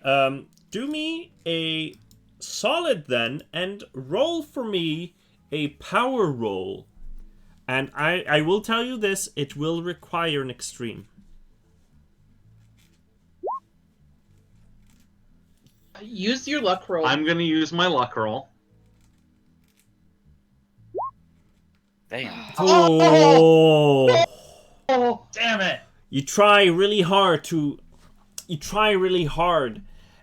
Just you put the card against Vincent's chest, and you think really hard. You focus. You try your best, but you remember. You begin to remember what Vincent told you as he gave you the card.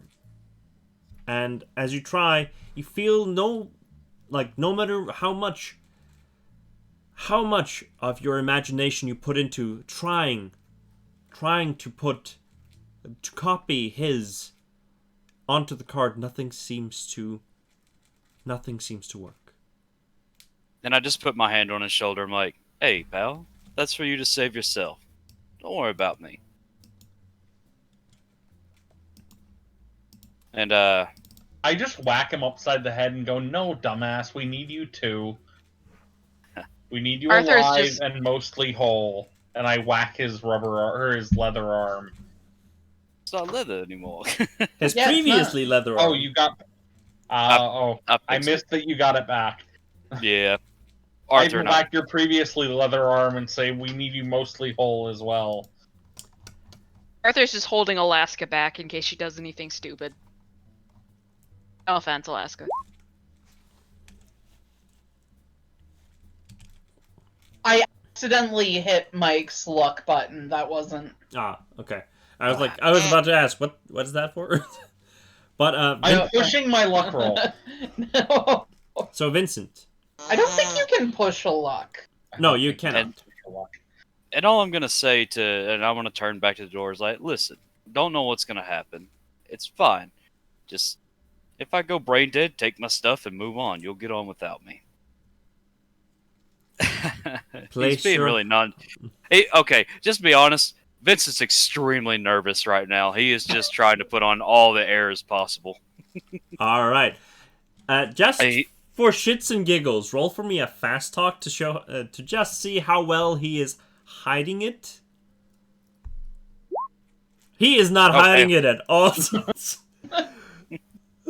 He's putting up a brave face for everyone. Turn to the doors like, oh, all right, Henriette. We didn't get a chance to really talk, and I made fun of your stories. Hey, that's on me. I'll take the punishment for everybody. Let's get through this, and I'll put my hand on the door. Malachi starts saying the Jewish death rites. You put your hand on the door, and you feel a connection to it, and you close your eyes, and as soon as you do it, in the darkness, you see, with her hand up to yours, Henriette. Just your hands kind of like palm to palm. Can I ask her a question while we're in this? Her form, all of her form is quite hazy, except for her face and her hair. It's just kind of waving. But yes, you wanted to ask her a question? I mean, so like, we can actually talk in this little Yes. Whatever is happening. Yeah. Is she the only one that can hear me right now? You're not certain, but you can talk to her as if she were. You don't. You don't feel like you're awake right now. You feel like you're in a separate spot. All I'll say to her is like, "Hey, Henriette. So I don't know what you're gonna exactly take, but I'll at least say this: it's at least gonna be a mother's love because my ma always looked after me, and she's the one that made me read all those fun books, Alice in Wonderland and stuff. So whatever you take, at least you're gonna get a piece of love too, and I hope that makes you feel better in this world."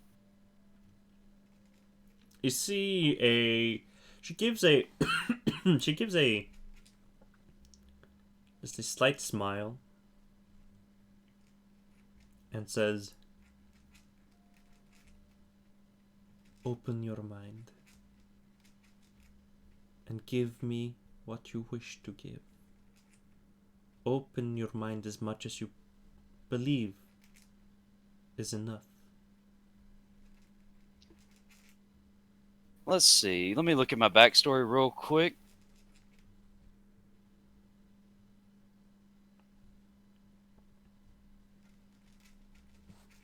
So the most treasured possession is going to be probably on my mind. I mean, yeah, my mom was involved with my memory and stuff, but honestly, I mean, I almost lost my life, and that deck of cards, the silver casing, is what protected. So, um, the very nature of my protective nature, like, just comes from the thought that something looked out for me.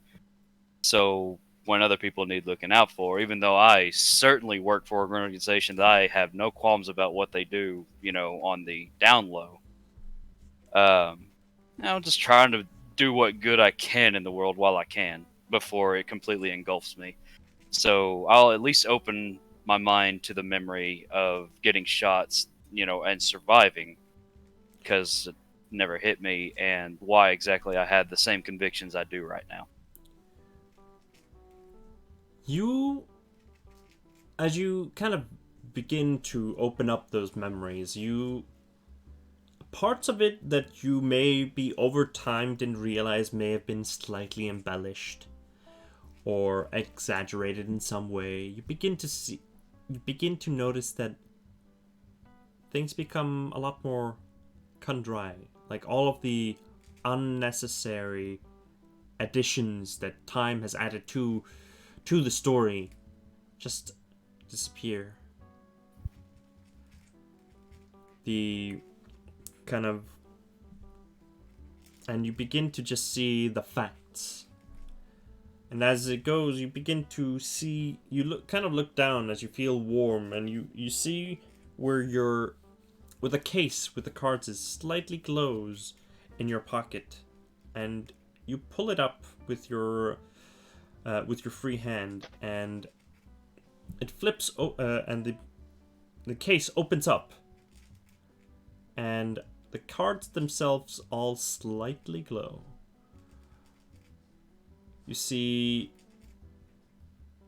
and you begin to notice that they are trying to, some of them, they try to leave the box. How many cards will you allow to leave the box?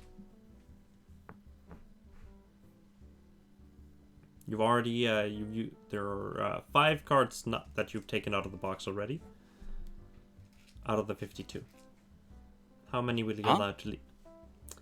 The cards in your case, with the card case that you have? The cards seem to be trying to leave. I will allow a straight flush to leave, because I don't want to give up my ace of spades, but I will allow a straight flush of the cards I have left. So, like king, queen, jack, 10, or whatever. Yeah, it's been a while since I've done that, but just of the suit of the hearts. All right. Note down that you have the straight flush. Or not heart. The royal flush. Right. No, not royal flush, because that would require an ace, and I'm not giving up the ace. I'm giving up a straight flush. Yeah. Not hearts, because I used the hearts before. Let me use, in this case, spades, because I'm trying to dig myself out of a situation. All right. The straight. So that'd be king, spade, queen, jack, 10, and 9, right? Is that how that... Mhm. Yeah. All right.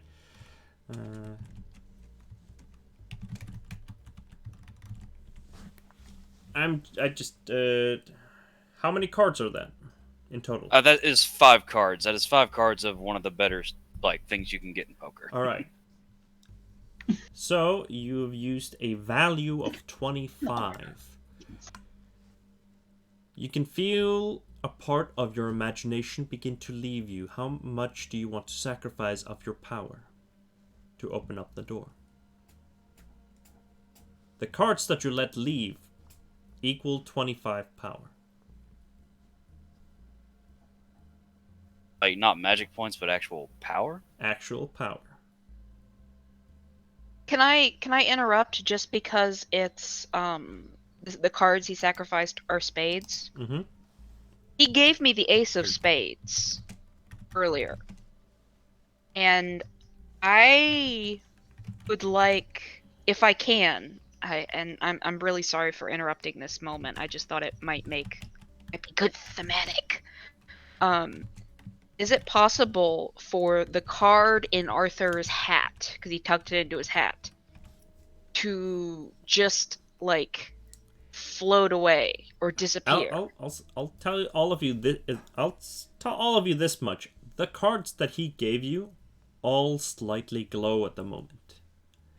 But the card doesn't float away right now. It just you do, like, as you take your hat down, like, you notice that their cards are like glowing, and you take it and you notice that yours is glowing as well on the hat as you look towards Vincent, that's standing at the top of the stairs, currently touching, and just has his eyes closed. You haven't heard him talk at all.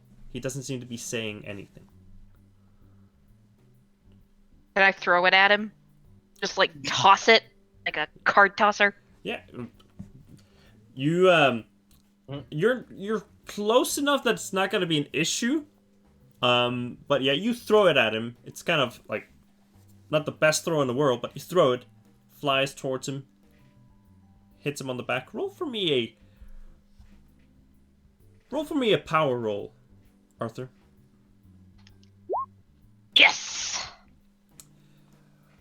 Vincent, as you are with have your hand connected and you're trying to figure out like how much of your imagination you want to leave, you feel a slight push on the back. And as you look behind, you see a faint, kind of slightly transparent Arthur with his hand on your back, smiling. And you feel his support.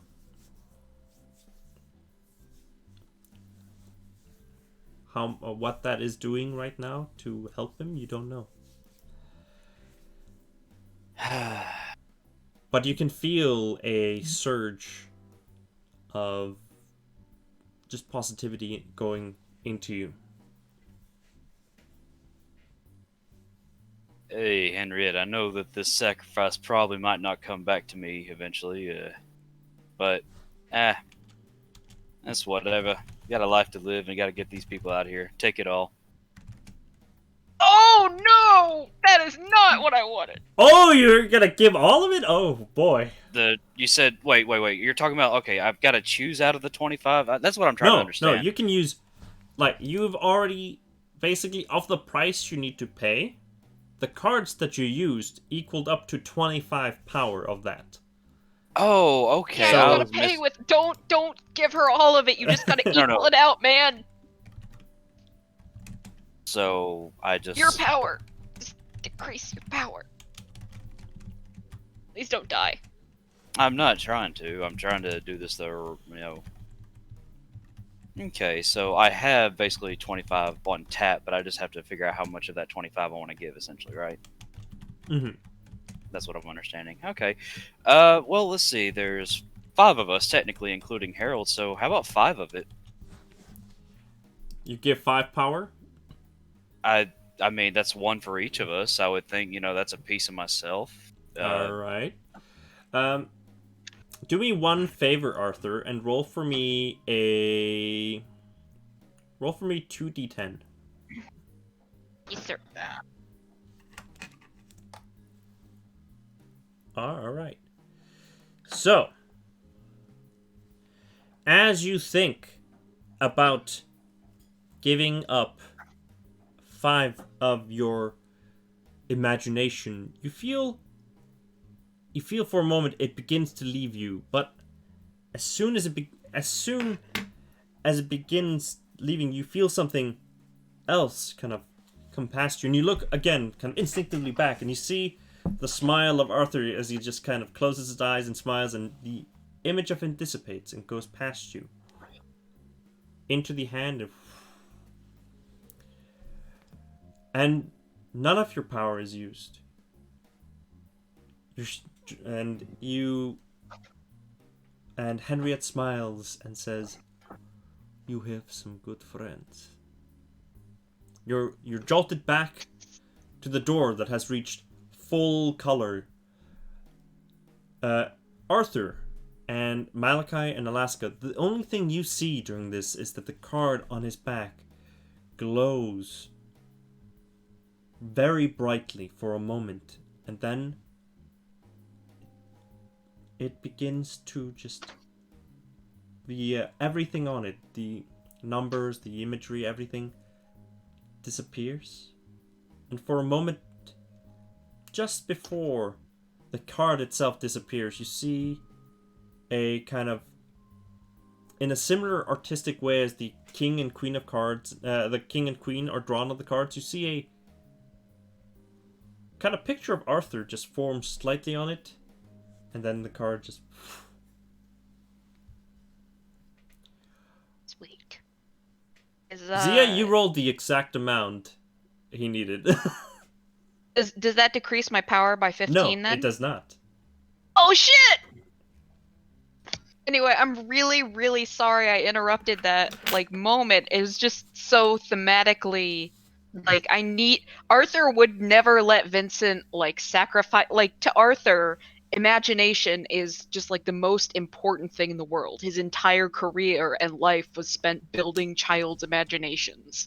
And seeing this young man with all of this potential who, like, Arthur has come to really, like, just really like and enjoy the company of. I couldn't let you do it, man.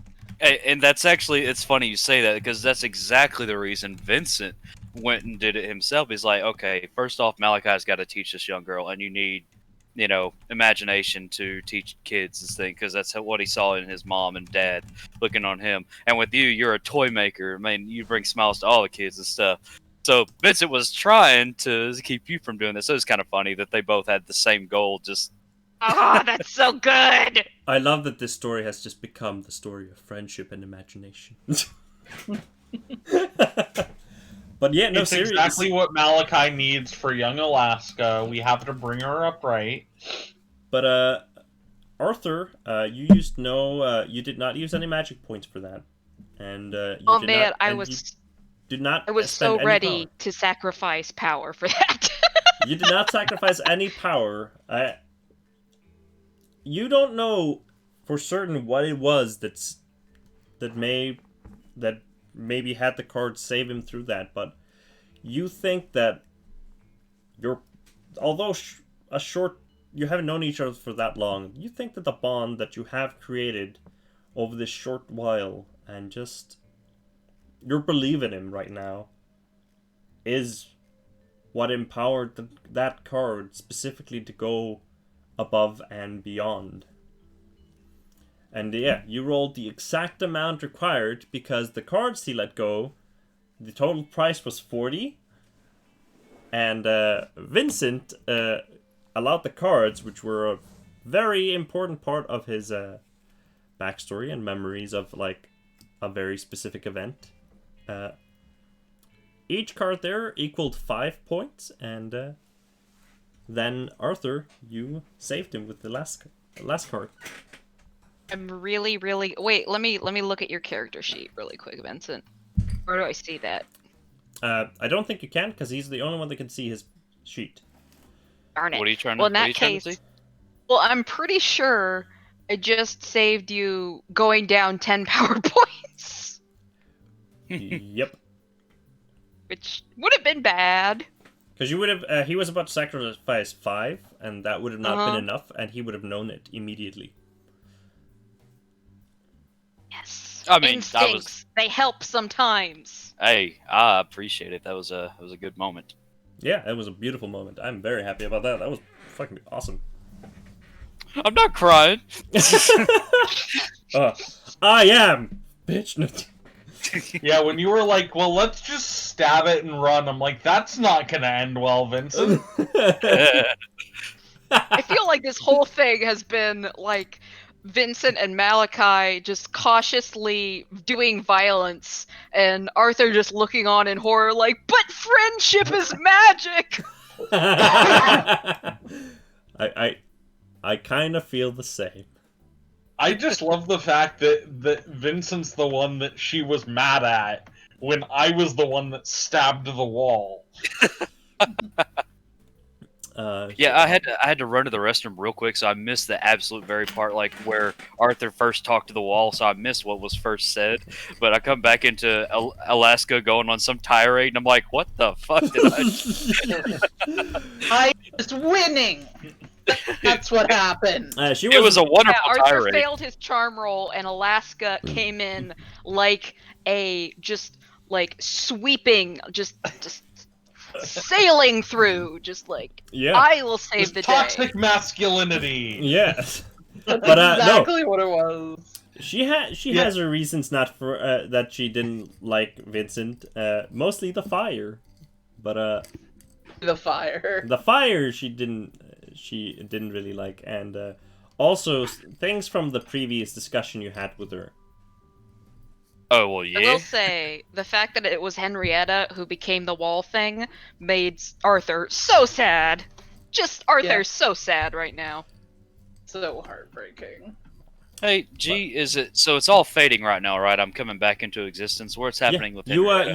You just woken up. You just immediately, as the price was paid, and she said that you have some good friends, and you immediately then just kind of woke up in front of this beautiful wooden door that is has reached like full coloration, and just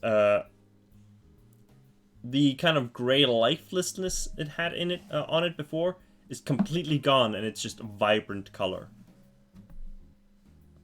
And if you want, you can push it open.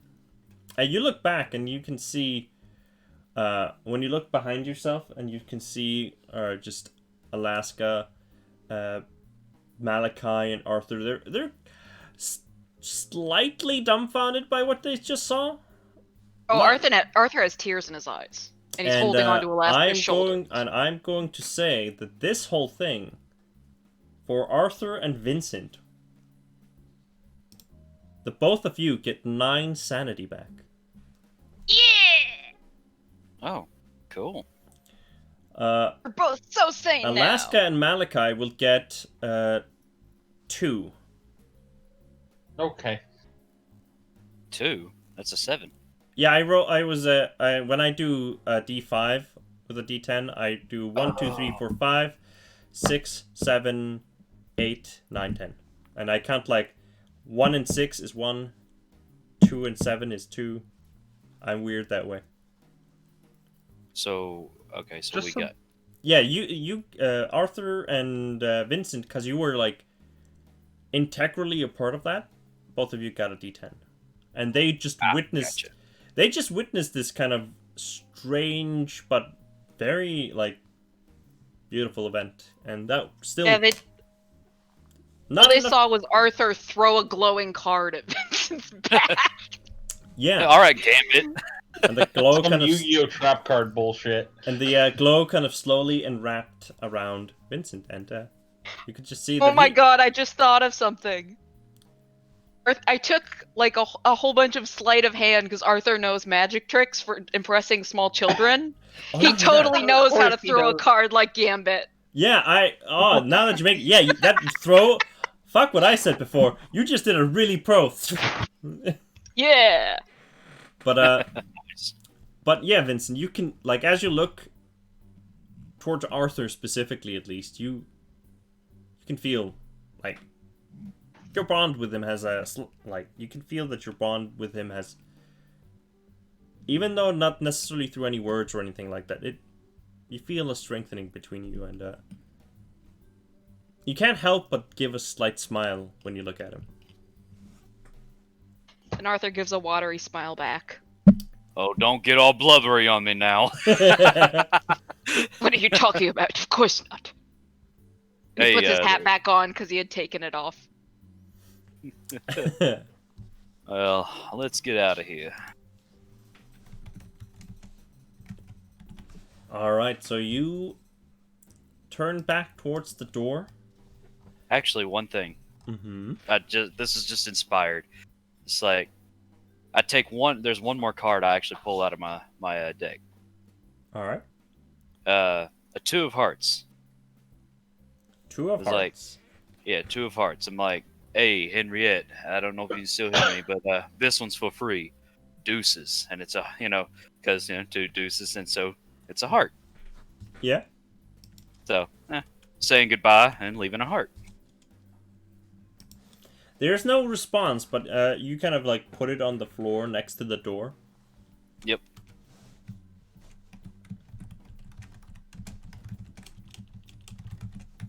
All right, I'm gonna write this down.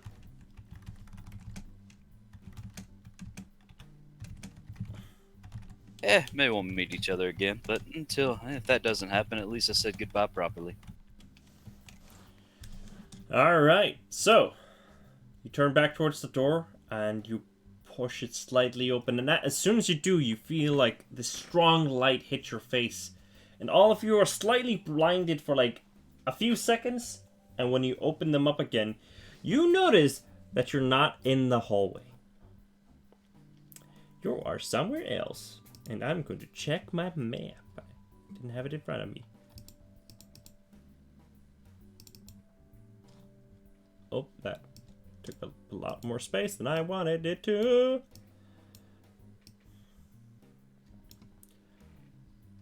If it could be a nice sunny beach, that'd be pretty cool. Oh, You not know. for Arthur. No, it's a Pokemon Stadium. Oh, God. Dun, dun, dun, dun, dun, dun. No, No. it is not. You find yourself in a room that you haven't been in before. But you do know where it is. You quickly look around, and this is the library of the ship. It's not a big fancy library. You aren't standing where there is a door. You're just standing in the middle of the room. And as you look kind of immediately around, just kind of in a panic, you notice that most of the shelves here that have books, and even though it's a library, it's mostly a library in name. There aren't that many books here. Mm-hmm. You notice that most of the books that were here are either gone or now look like they are kind of just blank. Instead of having anything written on the spine, there's no text, or if there is anything, they're like images. And you can now again begin to see the strange eels that begin going between rifts.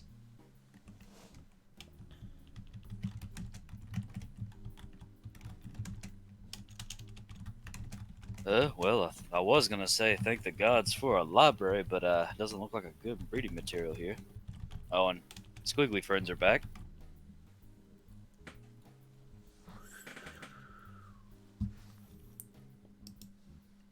Could be worse. Could be worse. It is. You do remember that previously, when you were in the dining saloon, it was pretty bright in there, like kind of like it was normally lit. In here, it is dimly lit. You do notice that there are quite a few tears in the wall, like in the walls, lead into this weird expanse that these creatures come from, and that there are 2 doors that seem to leave this room, and both of them are slightly open. In this room, there are 2 along the walls. There are plenty of sitting seats. Just kind of like the wall themselves have like a. It's like a long cushioned area essentially. And kind of below that there are where the books would be placed, like in kind of underneath the benches, and also like a window nook. Yeah, like a window nook, and also there are like shelves, like slightly above, where you can grab books from like essentially a cup, like a oh my god, why am I brain farting? There are shelves that you can open, and there are like doors on them with glass that you can see through, which you can just open up. Essentially, cabinets. Um, as you quickly try to glance around, getting the getting the layout of the room, you hear a voice. Well, it's been a while since I've seen you. And you look around and you see an recognizable fellow, Professor Watts, Arthur Watts.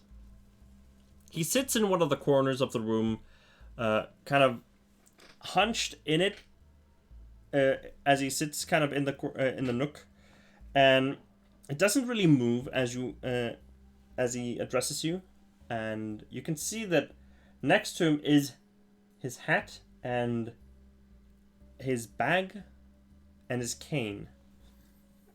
And he's kind of slumped over, but with the lighting in the area right now, you can't really see his features really well, but you can recognize the voice clearly. And kind of you can see the beard that he has, see the kind of shape he has, and it's enough for you guys to recognize him.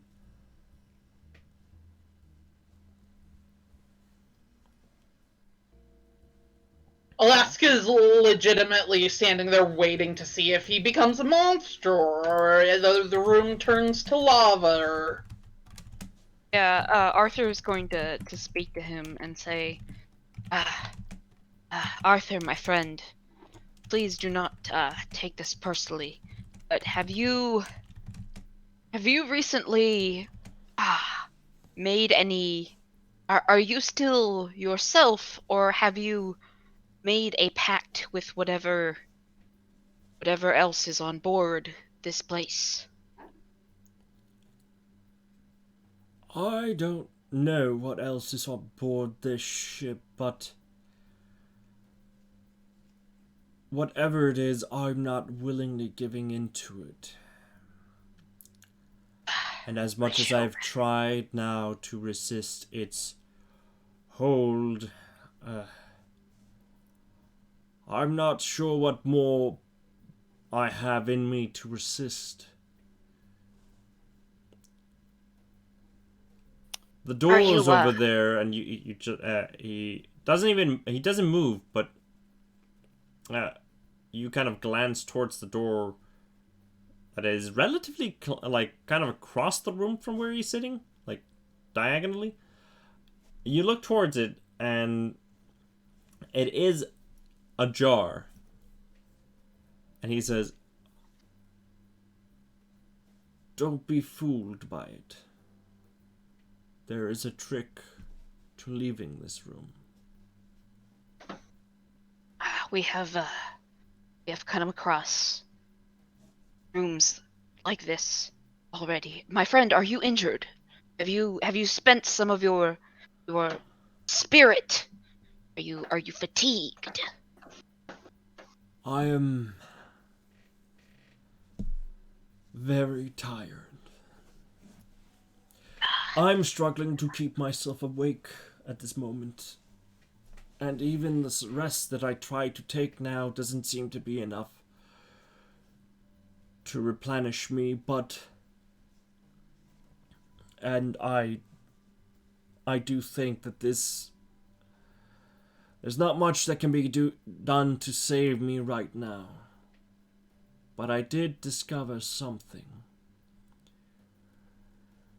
In my bag over there, in my briefcase, there are prescription sleeping pills.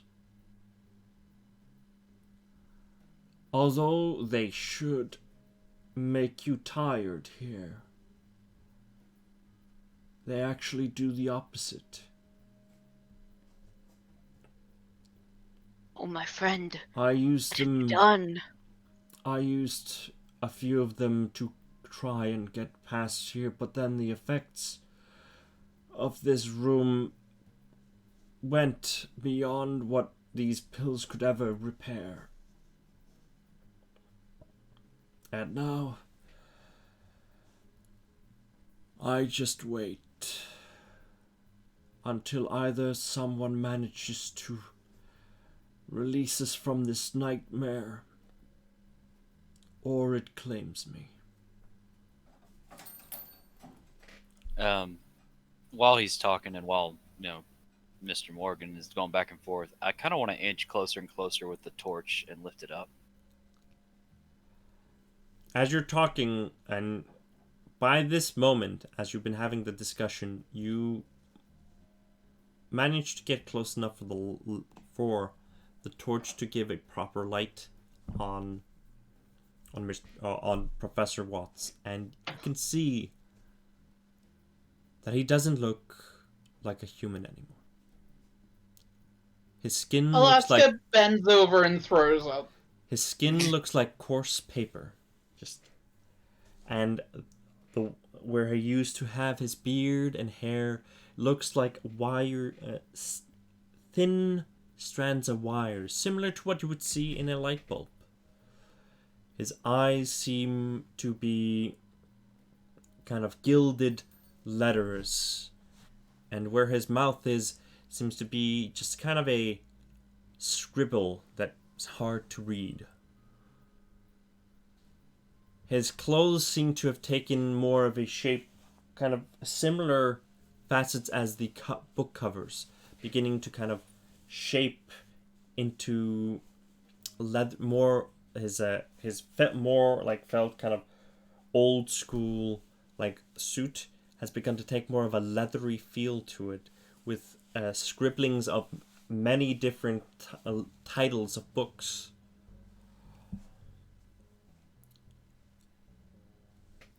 You can see that, like, he doesn't look like he's a single sheet of paper, but somebody that has written on a paper, taken it and crumbled it up and thrown it, and continuously done that until it formed a pile that resembled a person. And as he sits there slumped, and you don't think he's slumped like that because he doesn't, like, just because he's tired. You think he just can't move. I want all of you to make a sanity check. Damn, I heard a bookworm, so this is ridiculous. Oops. Did I push the wrong button? No, you just take the upper roll, which is a fail. Okay.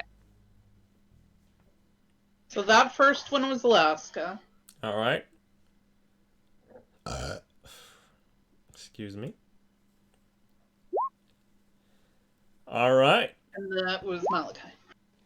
All of you except for Arthur make it. Those that make it take only I would say you know this man. So I'll say that those that made it... Alright, those that made it take 3. Those that failed it... Oh, that was not supposed to be 2, but it would be 6. Okay. Which means I need you to roll for me a quick intelligence roll, Zia. But you gave me 9 points, so aren't I still Yes. at 61? Yeah, this is for a different thing. Okay. This is when I'm you like, but Yeah, that does work. when you take a more than 5 sanity points at once, something happens. I failed. All right. It's actually So- good, I think. That is That's the that is good actually that is actually good in this case. Yeah. Sweet. For a moment, you feel this intense amount of just questions begin to writhe in your mind, and you begin to question this, like, what is it? What? And you begin to hyperventilate, and then after just a second of this, suddenly your mind goes, and you're fine. And you look back to Arthur, and he seems fine. And your mind denies the form that he has taken now, and you just see in front of you the normal Arthur. Which, by the way, I need to also the sandy damage you took before.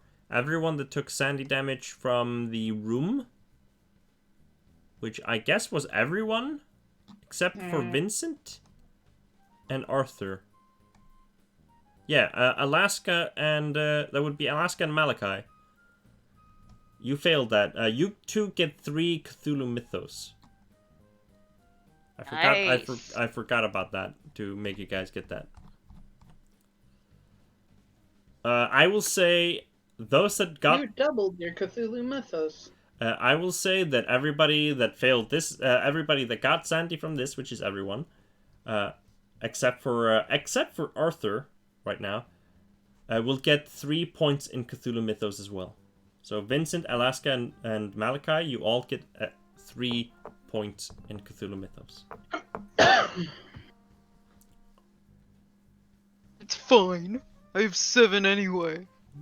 You could have gotten 6 and had a 13. I'm at 4. I probably would have 9. like gone nutso. You would have gone a bout of insanity. Good thing Harold can't go insane. Yes. Harold, his puny mind does not manage to fathom everything that is happening here. Oh, look, stuff. Yep. Harold's the best boy. Harold is the best boy.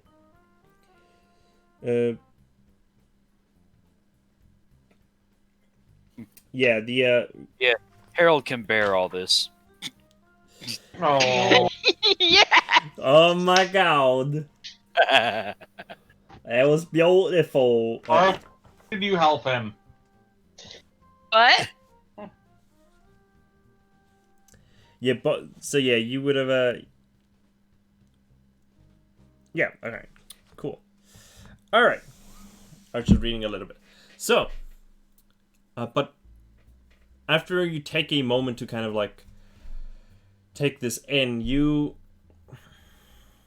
can hear Arthur just say, "This is what the room did to me, and now I'm becoming a resident. I doubt that I'll be able to leave by my own volition, but maybe if this nightmare ends before I fully succumb, I might be saved.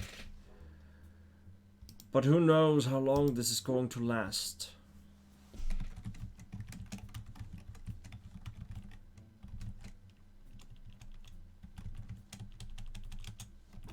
Hey, Malachi, you want to take a look at that bag he was talking about? See what he's got in there? Yeah, Malachi sort of shakes himself away from looking at the paper man and approaches his bag, sort of trying to circle around him so he's got the bag between him and the guy, and then he'll pull the bag to himself and open it up. You'll notice that parts of the bag have turned slightly to paper, but not nearly to a similar extent as Mr. Watts has. I think it might be because he the bag wasn't placed. You notice now that when you get to it, it was like kind of thrown away. Okay. And as you get to it, you can hear, "I tried to push it away, saving it from the effects as much as I could, in case it could have helped some other poor soul that would get to this point." And you open up the bag and you find inside a prescription pill box. And you open and you look inside, and there are about 5 pills inside of it.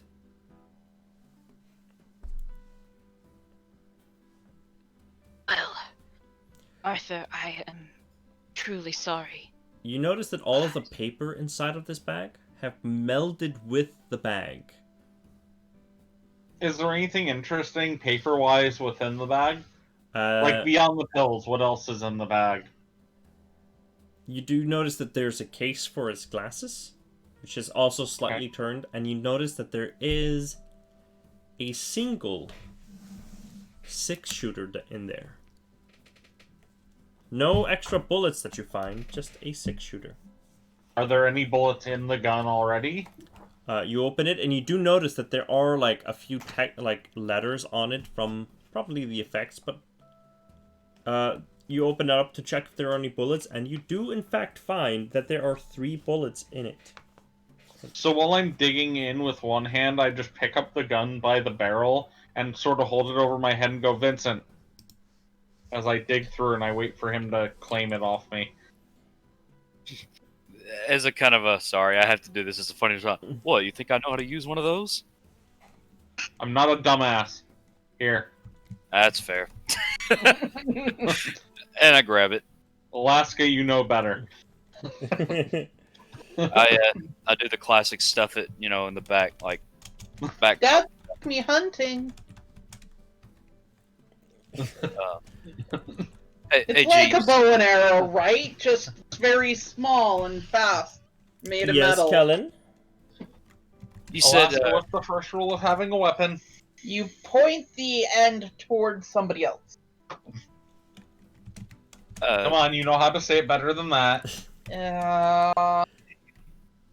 You don't point a weapon at anything that you're not willing to destroy. That doesn't mean you get a gun. Yes, Kellen? What Malachi said. If anything, if he gives permission, maybe I can teach you later. But for now, that's up to him. And then now me to G. You said that he also, in addition to his bag, he had a cane and what else? There was a cane and his hat. His hat, when you get to it, is essentially like a paper mache version of his hat that he had, which was kind of a bowler. And the cane looks mostly like almost untouched. You think that he probably hasn't used the cane at all since he was in this room. You think since he didn't really need to go far, and it was probably trying to solve the riddle of this room that may have been here and kept failing, or at least misunderstanding it in some way. The cane is completely fine. So I've got kind of a request, and I will gladly give up my luck card for it. All right. What is the request?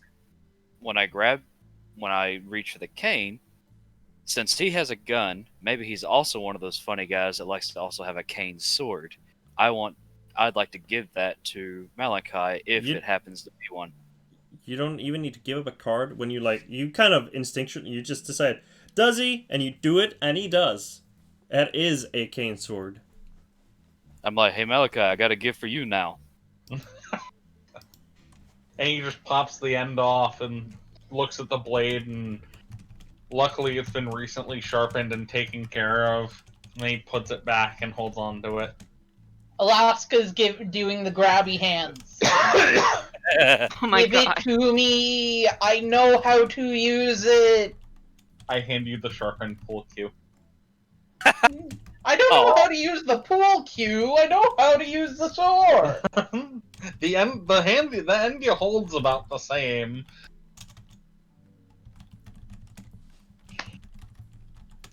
If we find another, you can have one. Don't I have a better sword than you? Just don't quickly think you should. for No, it's about the same. So, you have a sword cane, which is, just so that you know, it does 1d6 plus damage bonus in damage.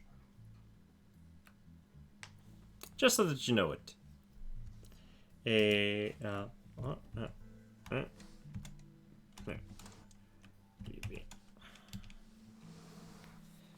But yeah, and if you didn't see it, Vincent, I also put the revolver things in the chat just so that you would see it. I went ahead and wrote it on my sheet. Nice. Yep, I can see it. But yes, you hear Vincent begin speaking again. Vincent? No, Arthur. Arthur begins speaking again. So I'm going to start speaking again. Hey, guys. Watts goes and says, I don't know what this riddle is that this room wants us to perform to get out. Okay. I tried reading all the books that I could find in here, and I highlighted what letters I thought may have been a way to pass. I pulled together the books and placed them together, and every time I failed, the books fused to me.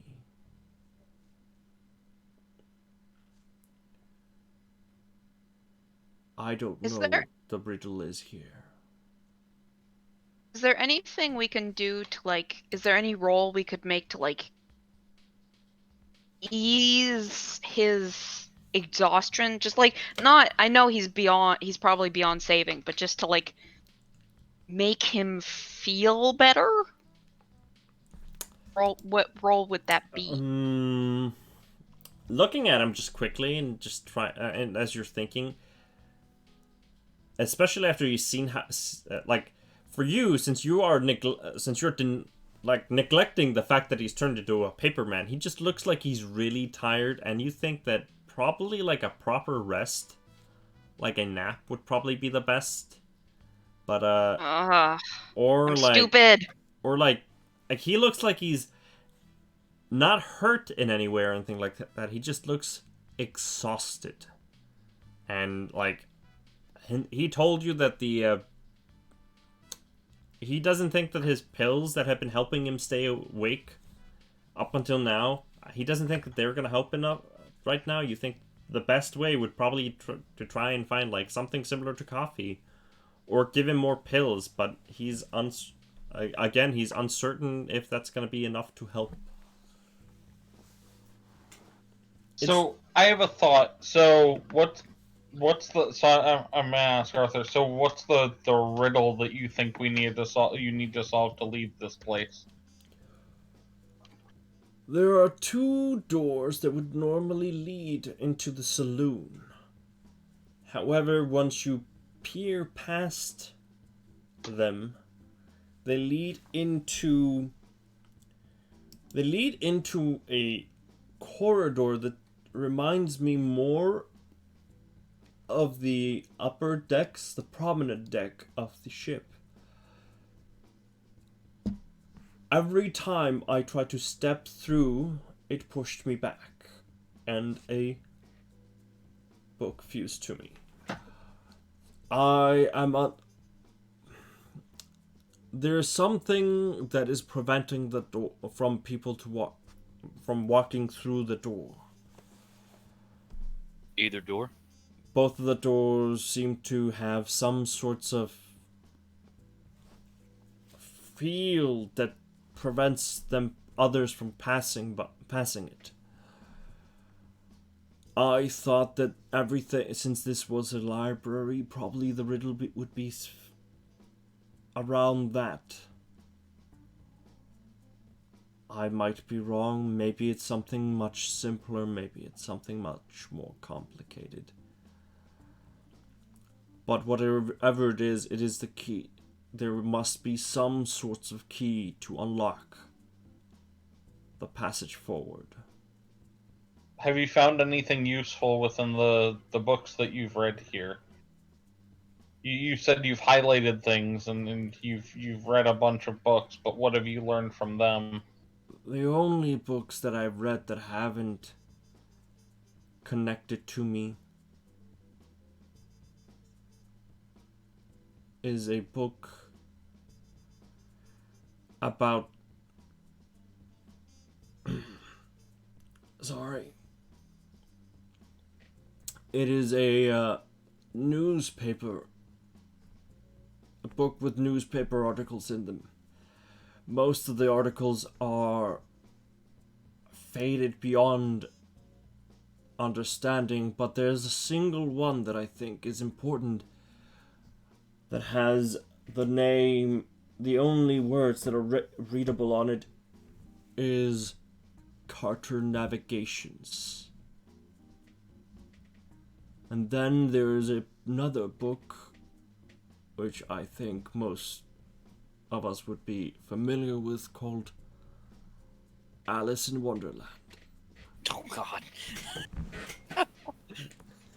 raise my hand.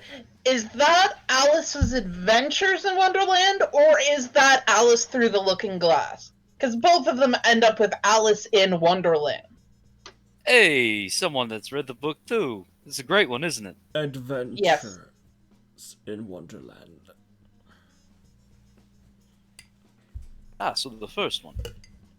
Most of the pages are illegible, but every time, every line that mentions the Cheshire Cat are readable. Well, the thing about the Cheshire Cat is we're all mad here. Says that an adventure of 1,000 miles begins with a single step. Trite but true even here. Maybe that's what we need to do. We need to take a single step. I go over to the door, open it, and take a.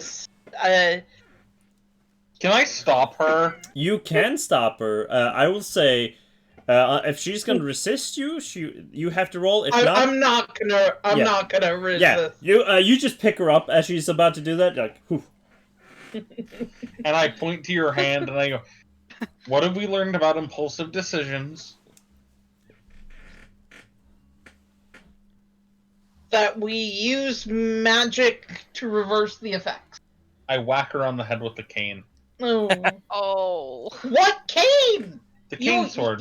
Oh. I'm like, that would hurt a lot. Not like I whack you on the head, but not like I swing at you. Just like, Even so. just like, stop being stupid. You hear from the corner, Watts go, the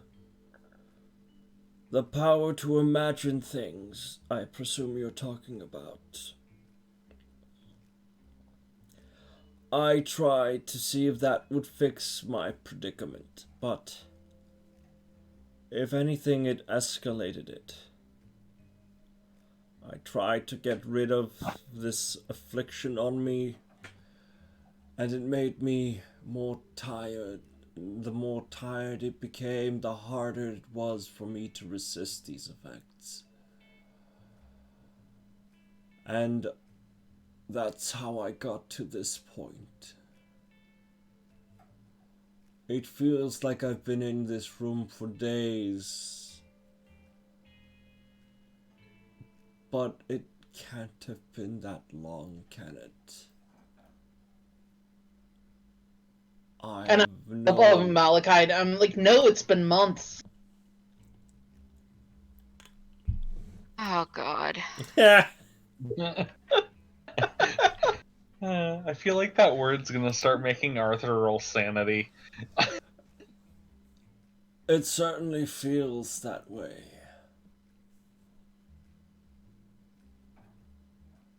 Let's see, I things I would- can remember. I can certainly tell you this, Miss Alaska Bell. It certainly feels like it. And I wouldn't be surprised if it actually has been that long. What would happen if one were to walk out the door? Then you might become the same sorry state that I am right now. So that you said you tried to walk out the door, and you became a paper man. Is that what happened? Yes, slowly over time. The first time I did it, I just attempted to leave. And I felt myself being repelled back. And a piece of paper got stuck to my skin. And with every failure, more paper began to gather. Until what was my skin became paper. Or at least indistinguishable from it.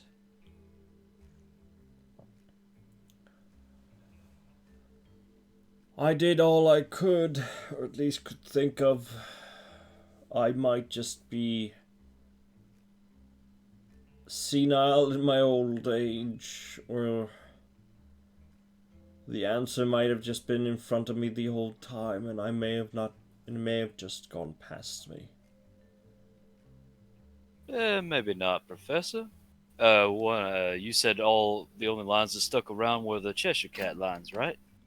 Yes, and those two words, Carter Navigations, in the newspaper clipping book. What words? Carter Navigations. Carter Navigation. So I pick up the book. I don't know how diligent Vincent is with like taking in the details of like the cruise ship, but I'm assuming Malachi would, and probably Arthur since he's ferrying things through here. Carter Navigations is the company that owns this ship. So I want to go to the newspaper that he was talking about that has Carter Navigations on it, Mm-hmm. and I want to will the rest of the article to re-reveal itself. Alright, roll for me a... Actually, don't roll anything. You attempt to expand your mind onto the paper, trying to reveal the rest of the article, and you feel as soon as you try to do that, your imagination is cut off.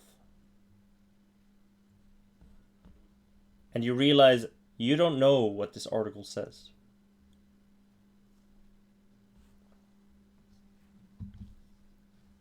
Hey, Alaska, you got the book, right? Yeah, I'm looking at the Cheshire Cat pages. What? It turned to chapter 6 for me. There's one of my favorite lines where Alice is having an interaction with Cat. I turn to the chapter 6. Specifically, flip through, help her look. Like, I'm letting her hold the book and everything. I said, "Oh, is this it?" And I point to a line that said, "Would you tell me, please, which way I ought to go from here?" That's one of the lines. That's one of the conversations. Yeah. Let's see. You want to read the rest of it? "Depends a great deal on where you want to go," said the cat. "I don't much care where," said Alice. "Then it doesn't matter which way you go," said the cat. "So long as I get somewhere," Alice added as an explanation. "Oh, you're sure to do that," said the cat, "if you only walk long enough."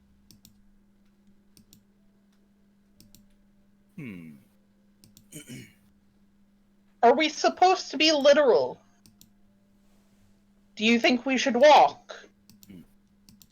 Well, I start pacing back and forth. I turn? Sorry. No, you go ahead. I turned to Arthur. So did you find yourself back here? Or you said that you were repelled. Did you give up and return? Or did you just find yourself back here? I was just repelled from the door. The door wouldn't let me pass through, and it pushed me back. So I never really managed to escape the room. And at one I'm point... standing right by the door. I'd like to go to the threshold and say, "Would you tell me, please, which way I ought to go from here?" To the door? Or to the door. You don't see any change in the door right now. When you try to speak to it. Hey, yo, Alaska, I got a kind of a follow-up. Can I see the book real quick? Here. And I flip one page, and I'm like, here's another line. This talks about two directions here. In that direction, the cat said, waving its right paw around, lives a hatter, and in that direction, waving the other paw, lives a March hare. Visit either you like. They're both mad. But I don't want to go among mad people, Alice remarked. Oh, you can't help that, said the cat. We're all mad here. I'm mad, you're mad. How do you know I'm mad, said Alice. Must be, said the cat, or you wouldn't have come here. Do the doors have a symbol of a hat and a rabbit on them by any chance? Actually, when you read those, you essentially just read the line with the initial line there before Alice replies. Like everything past where Alice replies to the Cheshire Cat is blurred out. But when you Oh, read okay. the line with like the Mad Hatter and everything, it was the Hatter and what was the other one? The Mad The Hatter. March Hare. Yeah. Both of the doors do light up. Not brightly. One of them has a slight green hue to the kind of doorway, and the other has a yellow one. Nothing changes with the doors, but a light begins to kind of form them, and you notice above the doors form letters. Shush, bird. Shush, bird. Sorry about that, everyone. The GM has spoken. The DM has spoken. Above the right door forms the letters drawing room.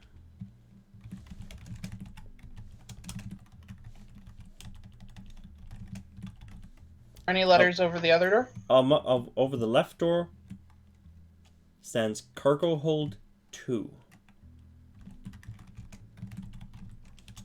And I said I would prefer the drawing room.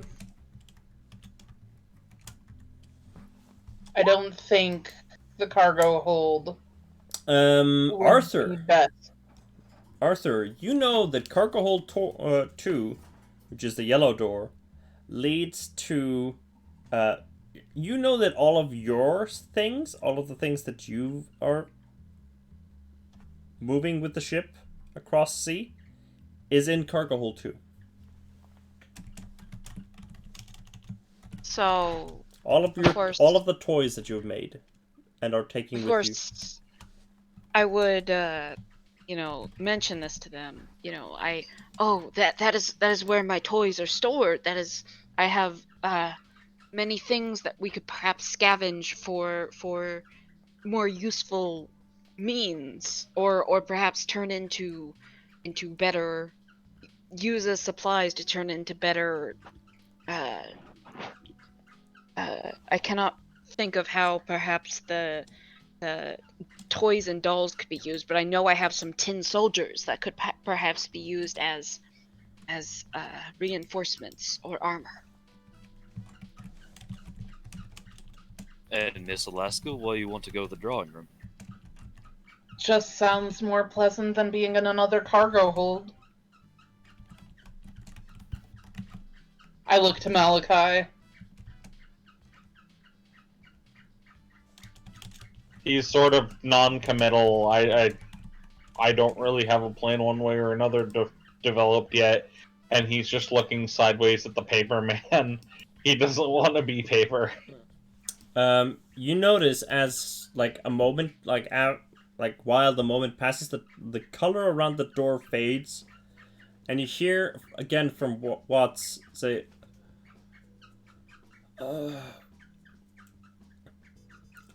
"That doesn't open up the path.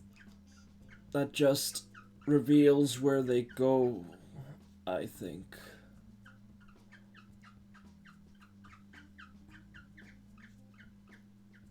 Still got to figure out the rest of the riddle, basically. That's the line I attempted. Last line I attempted before I got to this sorry state. I go, Vincent, why don't you try to read more?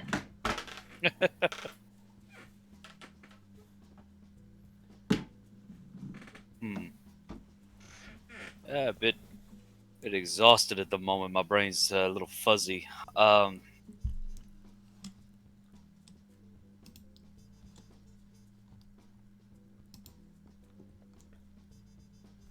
Trying to think of my other quotes here, but I can't remember a lot of the other Cheshire Cat lines.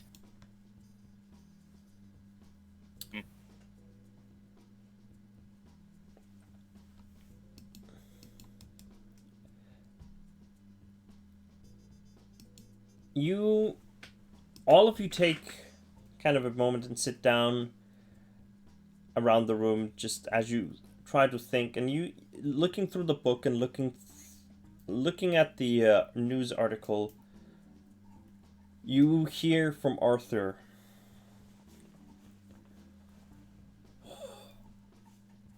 I think it's time I do us all a favor and reveal what little can be revealed to at least help you all get out of this mess and maybe at least save the young soul with you all. And before any of you manage to react at all,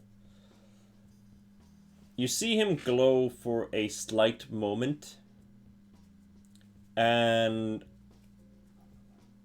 your book, the book with Alice in Wonderland, begins to flip pages really rapidly and stops on a page with a single line, no other line on it.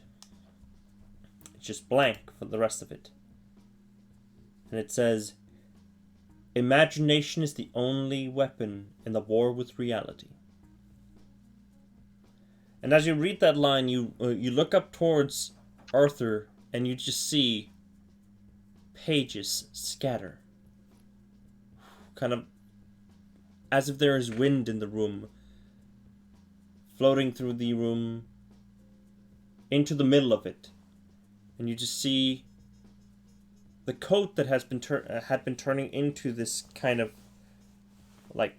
into this cover for a book forms, and now what remains of Arthur Watts is now a book that as it finishes coming together just drops to the floor.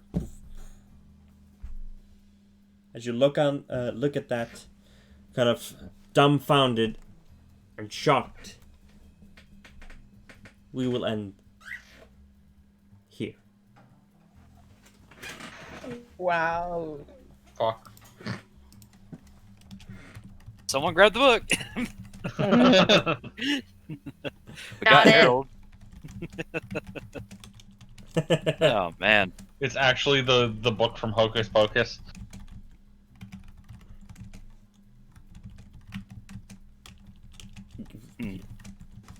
Oh no, he's turned into a Necronomicon. Nomicon. Exactly. Wait, quick, Klaatu, Barata, no. Aye, that was a good one, guys.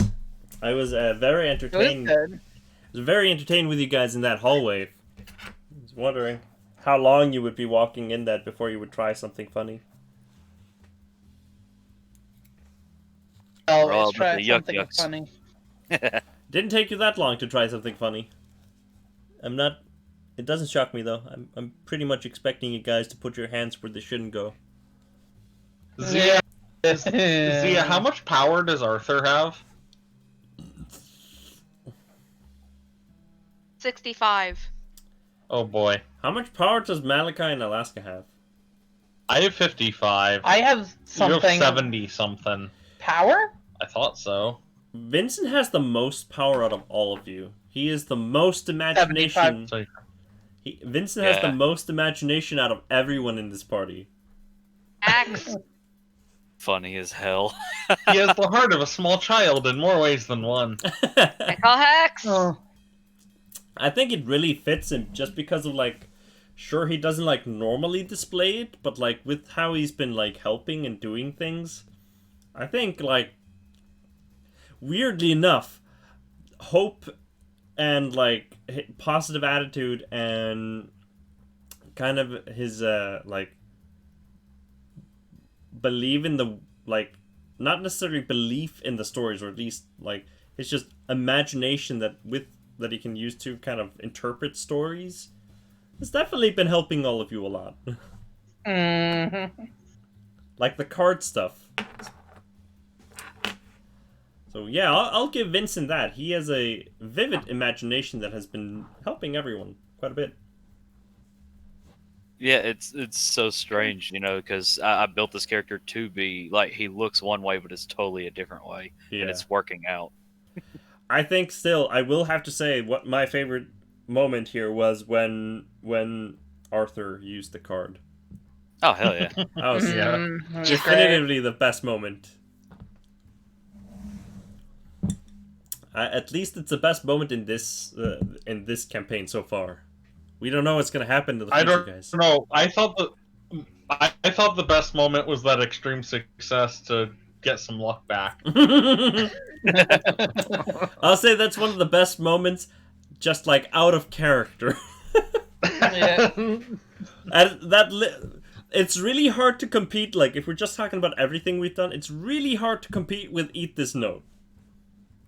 I think that's really hard to compete with. But this was a wonderful session, guys. We got somewhere, and you guys got to meet Arthur again and Henriette. Idea for how to handle that encounter, but I wasn't sure how it would end up going over. With I- Henriette or Arthur? Which one? Arthur. Oh. No, because I liked the idea of, like, the books had merged with him, but that didn't give him access to all the words. So I was going to try and, like, force the words for all the books he had merged with into his memory and see if that would give us an answer that we hadn't expected. Ah. That would not have been a bad idea, though. I don't think that's a bad idea. It was on the crazier end of the spectrum. Yeah, I mean, he used what little magic points he had left to try to help you guys, at least before he became books. Big Before- preach. He had like one magic point left. He's now a thick book with 3 C's. It's a pretty thick book, yo. It's like at least 600 pages, yo. Minimum. But I know that Sia needs to kind of get going, so I want to thank you, Sia, for playing the role of Arthur Ingold Morgan. Arthur being this old coot of a toy maker, he's just a wonderful. Not a coot. He's Not just- a coot. Anyway, thank you for having me. I'm sorry I sort of made us cut short. It's fine. Just, I think this was a pretty good spot also to end it, just for like kind of let this stuff sink, and you can think about what the riddle could be for a while. I'm gonna have to have someone explain like the last 15 minutes to me because I was out. Oh yeah, yeah. Somebody will have to explain to you what happened to old Watts, unless you were here for that specifically. But, thanks for being here, Zia. I know that you need to go and do something else, so I will not keep you any longer. Thank you so much. Goodbye. Goodbye. Hey. To the rest of you, just unless there's anything else you kind of want to comment on the episode, I'm definitely down to listening to whatever other comments you have. I think we're in a good spot. No, I think so too. Yep. I want to thank everybody that popped by and joined us for the session. Thanks for chilling here with us and experiencing this with us. And thank you, Kellen, for playing the wonderful role of Vincent. Hey, Leatherhand, they call me now. Wait. Vincent Leatherhand Malone. Malachi Silman. Thank you, Michael, for playing that Malachi Silman. I don't know why I started that in reverse. Goodbye. And Brienne, thank you for playing the wonderful role of Alaska Bell. And that amazing Bye. extreme charm. And thank you, wonderful audience, for chilling with us. See you next time. Bye-bye.